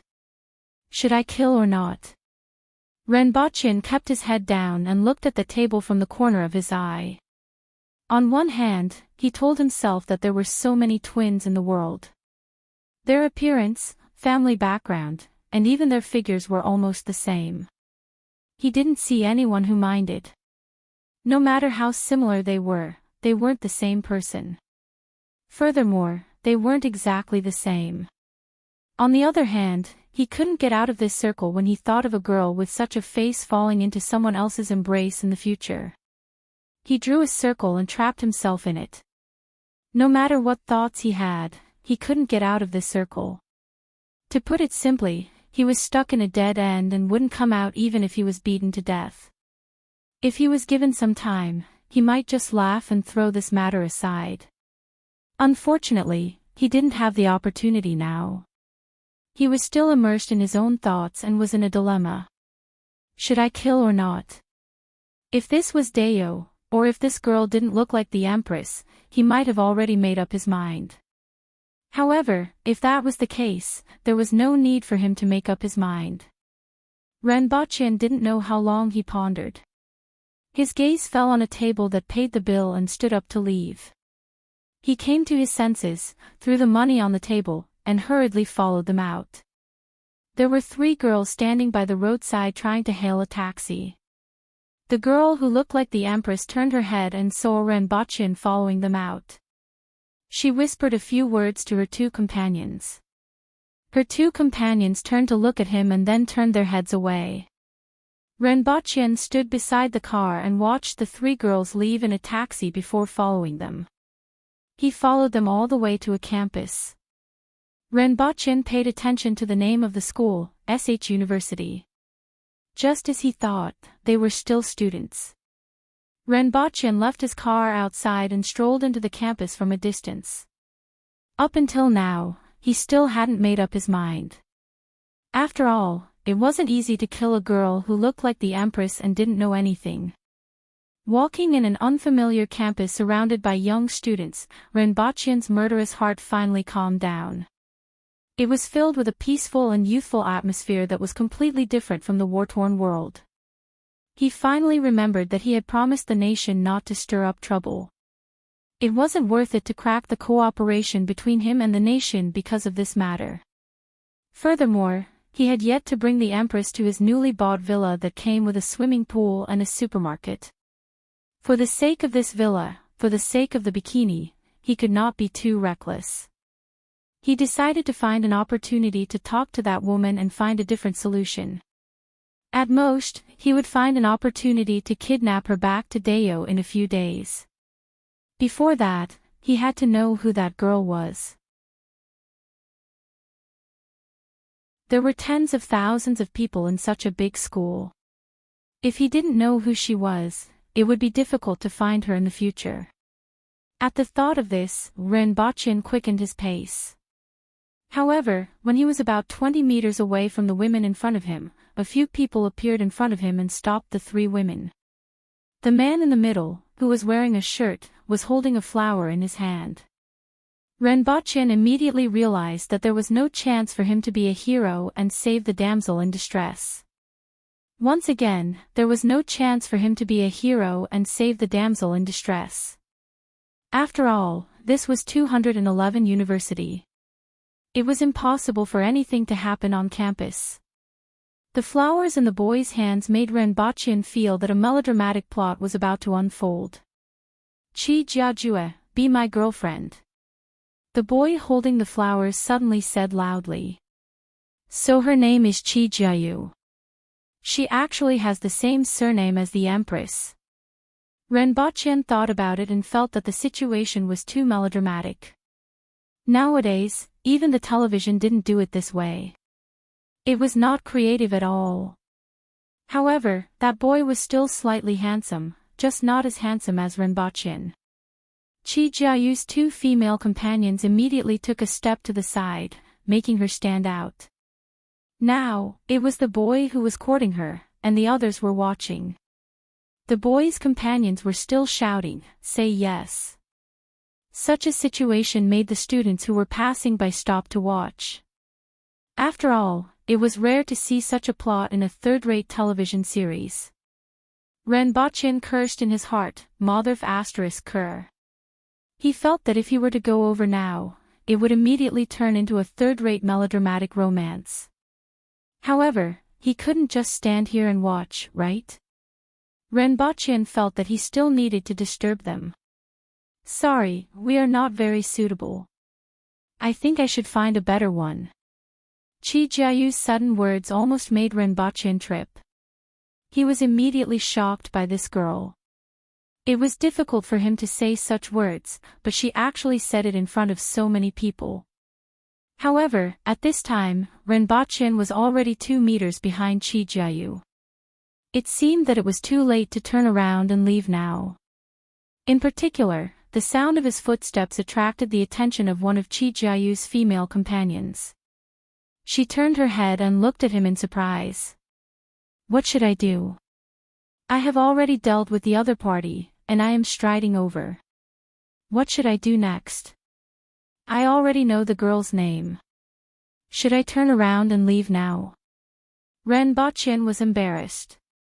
However, how could Ren Baqin turn around and leave under such circumstances? Ren Baqin had never done such a cowardly thing before. Ren Baqin gritted his teeth and strode over to the boy. The boy had just accepted being rejected and didn't know whether to be angry or not. Then, he saw a man striding over to him and staring at him. Is this her boyfriend? Or is he the same as me? The boy immediately thought. You. The boy had just said one word when Ren Baqin slapped him to the ground. The boy, who was originally quite handsome, suffered this slap, and half of his face swelled up. This sudden turn of events shocked everyone, and then it was followed by anger. After all, this was an ivory tower, and this was a group of students who were still in the ivory tower. However, Ren Baqin's next sentence made everyone forget about their anger and turn into shock and bewilderment. You actually want her to abandon me? Are you still a man? Ren Baqin angrily pointed at Chi Jiayu, who was behind him, and then pointed at himself. As soon as he said this, everyone was immediately petrified. What kind of operation was this? F***ck, this was too bizarre. What a series of twists and turns. This was much more exciting than a melodramatic drama. Even the boy's companions were shocked and took a few steps back. Chi Jiayu, who was behind Ren Baqin, was initially stunned when she saw Ren Baqin's back and clothes. Then, she thought of something and was still thinking about the word stalker when she was stunned by Ren Baqin's words. Her mouth was slightly open, and she had a lifeless look on her face. The boy who was slapped on the ground was dumbfounded. He pointed at Ren Baqin and said, You. He looked as if he had been wronged, was anxious, and didn't know how to explain himself. He pointed at Ren Baqin and couldn't think of anything else to say other than, You. The corner of his mouth was still bleeding. Ren Baqin's slap had knocked out a tooth. Pfft. Whores are heartless and actors are heartless. I mistook you for someone else. Ren Baqin gave him another kick in the stomach, making him swallow his words. He cursed, turned around, and walked away. The already stunned crowd was even more shocked at this moment.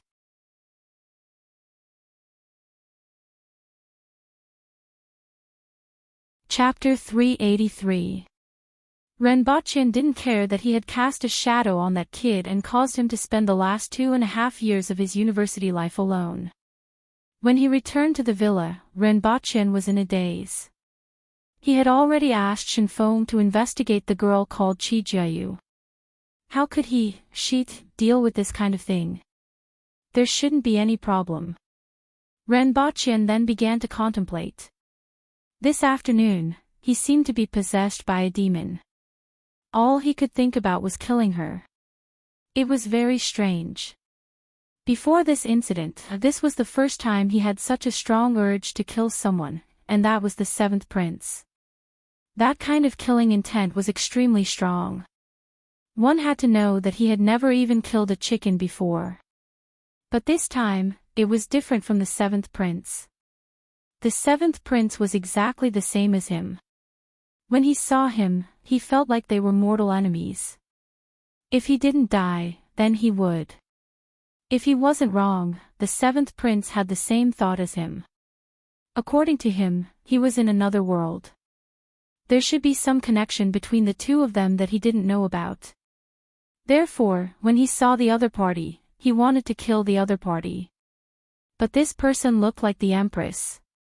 Even if he wanted to kill, it should be the Empress. Why did he have such a strong killing intent? And that thought at that time was simply inexplicable. It was as if someone had stuffed that thought into his head. Then, his mind was filled with killing intent and he didn't care about anything else. He only calmed down when he reached the campus. It was very strange. What exactly was going on? Even if he had such thoughts, he would tell the Empress about it and see her reaction instead of her reaction at that time. What had affected him? Could it be the metal chain? That thing was in his soul. If there was anything that could affect him, it could only be the metal chain. That shouldn't be the case. After so many times of contact with the metal chain during his cultivation, he could vaguely sense that the metal chain was like a blank piece of paper. Or rather, it was an infant that didn't understand anything and acted according to its instincts. How could such a thing affect him? Yang-sun looked at the report in his hand with a strange expression. That piece of paper described what happened at SH University this afternoon. No matter who saw the content, they would be a little confused. That Rinpoche actually went to SH University to snatch someone's boyfriend. This news was really too explosive. Any results? Yang-sun raised his head and asked. There was a gay-looking middle-aged man standing in front of him. If someone said that this man went to steal a boyfriend, he might really believe it. His target isn't that man, the middle-aged man said as he raised his head. His voice was slow and carried a strange accent. His target is the woman called Chi Jiayu. The middle-aged man said. Yang-sun looked at him without saying a word. He knew this news even without him saying it. What she wanted to know was why he did it. Take a look at this information first. The middle-aged man took out a document and placed it in front of him. Yang-sun first took a look at the photo on the document and was slightly stunned. Doesn't he look familiar? The middle-aged man smiled and pinched his orchid fingers. His smile was very charming. Yang-sun did not know why the word charming popped up in his heart. Then, he felt a chill run down his spine. Then, he said with a straight face, they do look alike. No wonder he went to SH University. You definitely won't be able to guess why he followed you to SH University. The middle-aged man laughed again. Won't be able to guess. Yang-sun laughed. How could he not be able to guess? It wasn't only him. Even an ordinary person would be very concerned if they saw someone who looked almost identical to their girlfriend or wife. Take a look at these. The middle-aged man took out a stack of printed photos from the document. This is the surveillance video of their restaurant. He was lucky that one of the cameras happened to be pointing diagonally in his direction. Otherwise, I'm afraid this important piece of information would have been missed. Yang-sun picked up the photos and flipped through them. Very soon, his expression became serious and he began to frown. It was obvious that he was pondering. What does his expression mean? Yang-sun looked up and asked after seeing the last photo. It was obvious that there was something wrong with his expression and gaze at that time. Even he could see it. Needless to say, this expert opposite him could. Murderous intent. He wants to kill that girl. The middle-aged man gestured a pistol with his hand and pointed it at Yang Sr. Bang. Why? Yang-sun really couldn't understand this time. There's no reason to love someone, and there's no reason to hate someone either. Humans are just so strange. However, the situation this time is a little different. This girl looks the same as that person from the paradise, but he wants to kill her. There must be a reason for this. What do you mean? There are many possibilities. For example, love me, love my dog, and hate me, love my dog. The strength of both parties isn't equal. That person is only at the peak of human strength, but that girl has far exceeded the limits of human strength. Although she hasn't reached the level of the legendary immortals, she isn't someone that humans can reach. What are the chances of this? Yang-sun looked serious. This problem was too serious and had a huge impact. It might be very small. After all, I have seen the video of the two of them. If they can hide it from me, then Earth owes them an Oscar. Furthermore, based on their characters, there's no need for them to deliberately make such a gesture. Yang Sen really wanted to knock the ashtray on the man's head. In fact, only the person involved knows about this. I'm just raising a possibility. Perhaps it's to kill his wife to prove himself.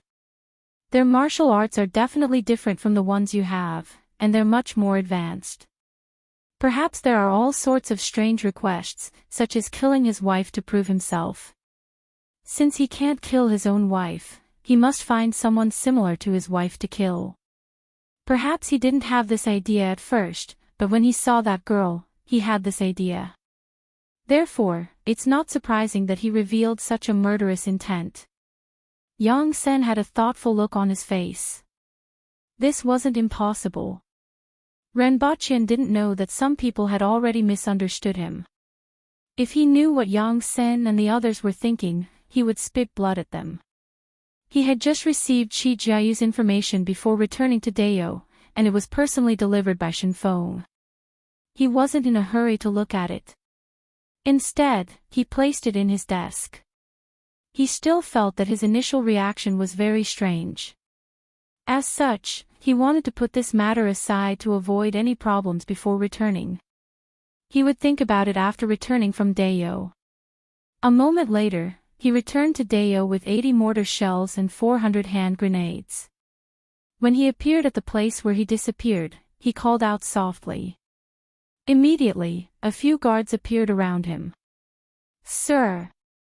Bring the things and catch up with them overnight," Renbochin said faintly. When they saw the two piles of boxes beside Renbochin, they didn't find it strange at all. After tying the boxes to the fork-horned cow, Renbochin also tied himself to it and started to doze off. Last night, he kept thinking about that problem and couldn't fall asleep after a few hours of sleep. After returning today, he immediately felt sleepy and couldn't even open his eyes. Compared to Earth, he felt more at ease in Dao. There were still countries on Earth and a bunch of people studying him in some corner.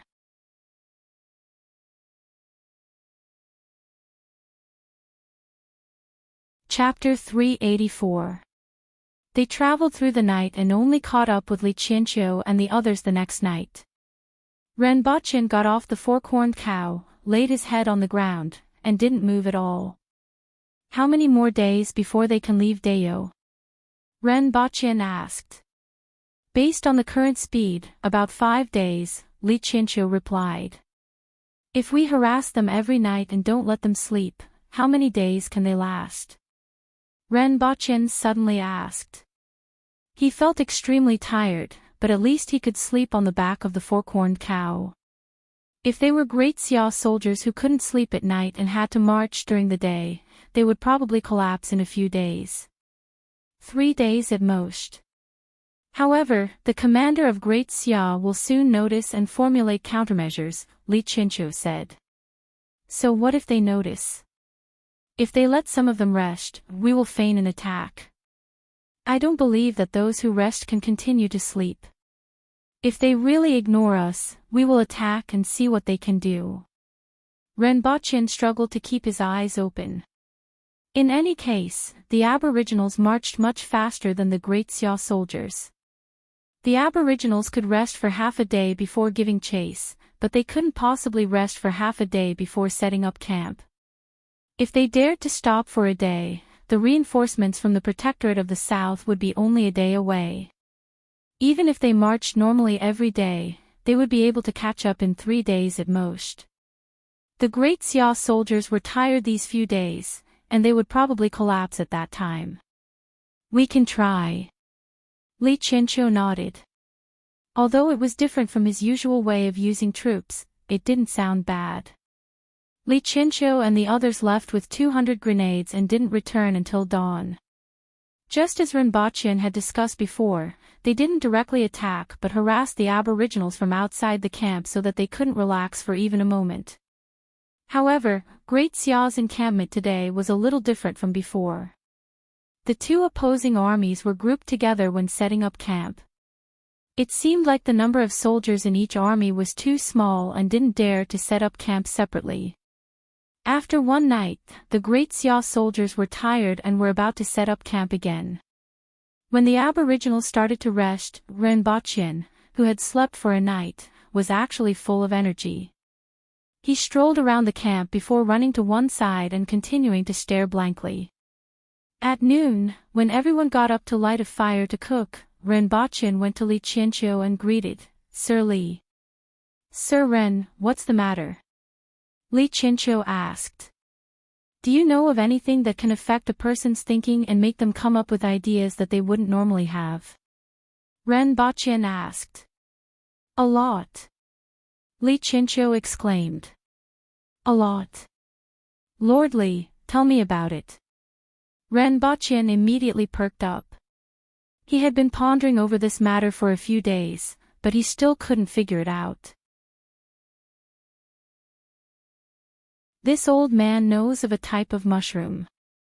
After eating it, one will hallucinate and see that others are shorter than him, as if he has become a giant. Furthermore, his ego was extremely inflated. He even dared to provoke people or beasts that he normally didn't dare to provoke. Li Qianqiu reminisced about the time when he accidentally ate the mushroom and caused a commotion. As a result, he was bedridden for half a month. What a deep memory. When Renbochin saw his expression, he immediately felt that there was a story behind Sir Li. However, this was not the kind of thing he wanted to know. "It's not like this." Renbochin thought for a while and told her about what he had encountered previously. It was as if someone had instilled an idea into his mind. "Oh, did someone plot against you, Lord Ren?" Li Qianqiu asked. "Why do you say so?" Renbochin asked. "As far as I know, there is a slut called Xia Wanyang in Great Xia. Her heaven-grade weapon can provoke the 7 emotions and 6 desires of people and slightly influence the thoughts of others. However, this is only hearsay, and I don't know the details," Li Qianqiu said in a deep voice. Renbochin remained silent after hearing this. He knew that this was impossible. The people of Great Xia couldn't possibly go to Earth to plot against him, right? Forget it. Perhaps he had been stained with too much murderous intent on the battlefield these days and was momentarily possessed. He would know when he returned to Earth and met that girl called Qi Jiayu. At the thought of this, Renbochin put this matter aside for now. That evening, they arrived near the Great Xia encampment. Before the sky turned dark, Renbochin fired a few cannons from 2 kilometers away. Then, the winged cavalry rushed to about 300 meters away from the Great Xia encampment. Seeing that it was a boiling cauldron of people and that everyone had been mobilized, the winged cavalry turned around and left. After a while, when they had just relaxed, the winged cavalry continued to harass them. Since they wanted to harass them and drag them out, they couldn't let them rest at all. They didn't sleep much last night and had to march for an entire day. At this moment, the Great Xia soldiers couldn't take it anymore. When the winged cavalry rushed over, everyone was nervous and could still stay awake. However, not long after the winged cavalry left, many people dozed off while standing.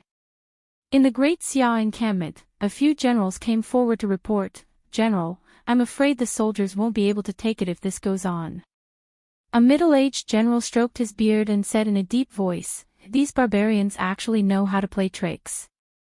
They want to use the tactic of exhausting the soldiers and not let us rest. Pass down the order to let 1/3 of the soldiers go back and rest. No matter what happens, they are not to come out and replace the others after 4 hours." The movements in the Great Xia encampment couldn't be hidden. Very soon, Li Qianqiu and Renbochin found out that 2/3 of the soldiers in the Great Xia encampment were on guard while 1/3 of the soldiers went back to rest. "Do we still continue?" Li Qianqiu asked. "Continue," Renbochin answered without hesitation. As long as they maintained a certain intensity to oppress the other party, he didn't believe that they could rest well. If the harassment didn't work, they would faint. If the feint didn't work, they would attack for real. In any case, they had to drag them down. For the rest of the night, battle cries could be heard from time to time in the Great Xia encampment, accompanied by explosions. Sometimes, the winged cavalry would be more than 300 meters away from the other party's firing range before turning around and leaving. After one night, all the Great Xia soldiers were so tired that they wanted to lie down on the spot. Even though they knew that the winged cavalry were fainting, no one dared to be careless. Every time the winged cavalry attacked, they had to maintain a tense state of mind. It wasn't easy for them to rest for 4 hours, but they were still awakened from time to time. In this way, they didn't recover their strength at all, and they had to break camp and set off again the next morning. For the rest of the night, the winged cavalry first feinted a round of attacks. Even though the other party was still cautious, it was inevitable that they would relax a little. Many of them were so tired that they couldn't take it anymore. They thought that they might be harassed the next time and that they should rest first to comfort themselves and gradually relax. In the end, the feint attack turned into an actual attack. First, the mortars opened up a path and bombed the front row of the other party. The Great Xia soldiers had experienced such things countless times. However, after that, the winged cavalry didn't turn around at more than 300 meters away. Instead, they sped up and broke through the distance of 300 meters in half a minute. They directly pounced into the crowd, and the sounds of killing resounded throughout the Great Xia encampment again. After killing for a while, the winged cavalry took advantage of the fact that the other party hadn't completely surrounded them and quickly left. That night, everyone in the Great Xia encampment didn't dare to relax at all. In order to prevent the aboriginals from turning their feint attack into an actual attack, they even set up 2 groups of 10,000 soldiers in the encampment. However, what happened next was that the winged cavalry directly rushed into one of the groups of soldiers and killed them, leaving behind a pile of corpses. No matter how they set up the ambush, the other party seemed to be able to see it. Even the generals of Great Xia were suspecting whether there were spies from the other party in their own army.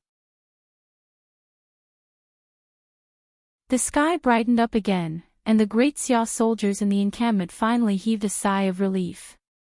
According to the usual practice, the aboriginals wouldn't attack during the day. However, when they thought about the upcoming march, everyone's face was full of pain. Even though Great Xia was right in front of them and they would be able to leave Dao in 2.5 days, everyone couldn't hold on any longer. Many people stood there swaying and struggling to keep their eyelids open. The face of the Great Xia general was ashen. Even though he had already let the soldiers in the camp take turns to rest, a march of 70 to 80 kilometers during the day wasn't enough for them to rest for less than 4 hours at night. In just 3 days, many people couldn't hold on any longer. The other party's tactic of exhausting the soldiers was extremely simple and crude. It was almost as if they were clearly telling the general, "I'm not letting you rest and I'm going to drag you to death." The general had tried his best to make arrangements, but the result was still the same. It was obvious that the other party attacked every night while he defended every day. The other party could hold on, but he couldn't. Sometimes, he even envied the Aboriginal generals for having such powerful soldiers. If he had an army of 1,000 Earth-will experts, even if the weakest soldier under him was at the man-will level, this war wouldn't have ended up like this. In terms of strategy and military strategy, the other party was like a child in his eyes. However, the other party's childlike strategy and military strategy, coupled with an army that advanced and retreated like the wind and had strong individual strength, put him in a difficult position. The other party could win the war even with their eyes closed. He couldn't fight them, and he couldn't trap them either. The other party could come and go as they pleased. In the past, when he fought with the Protectorate of the North, it was still better.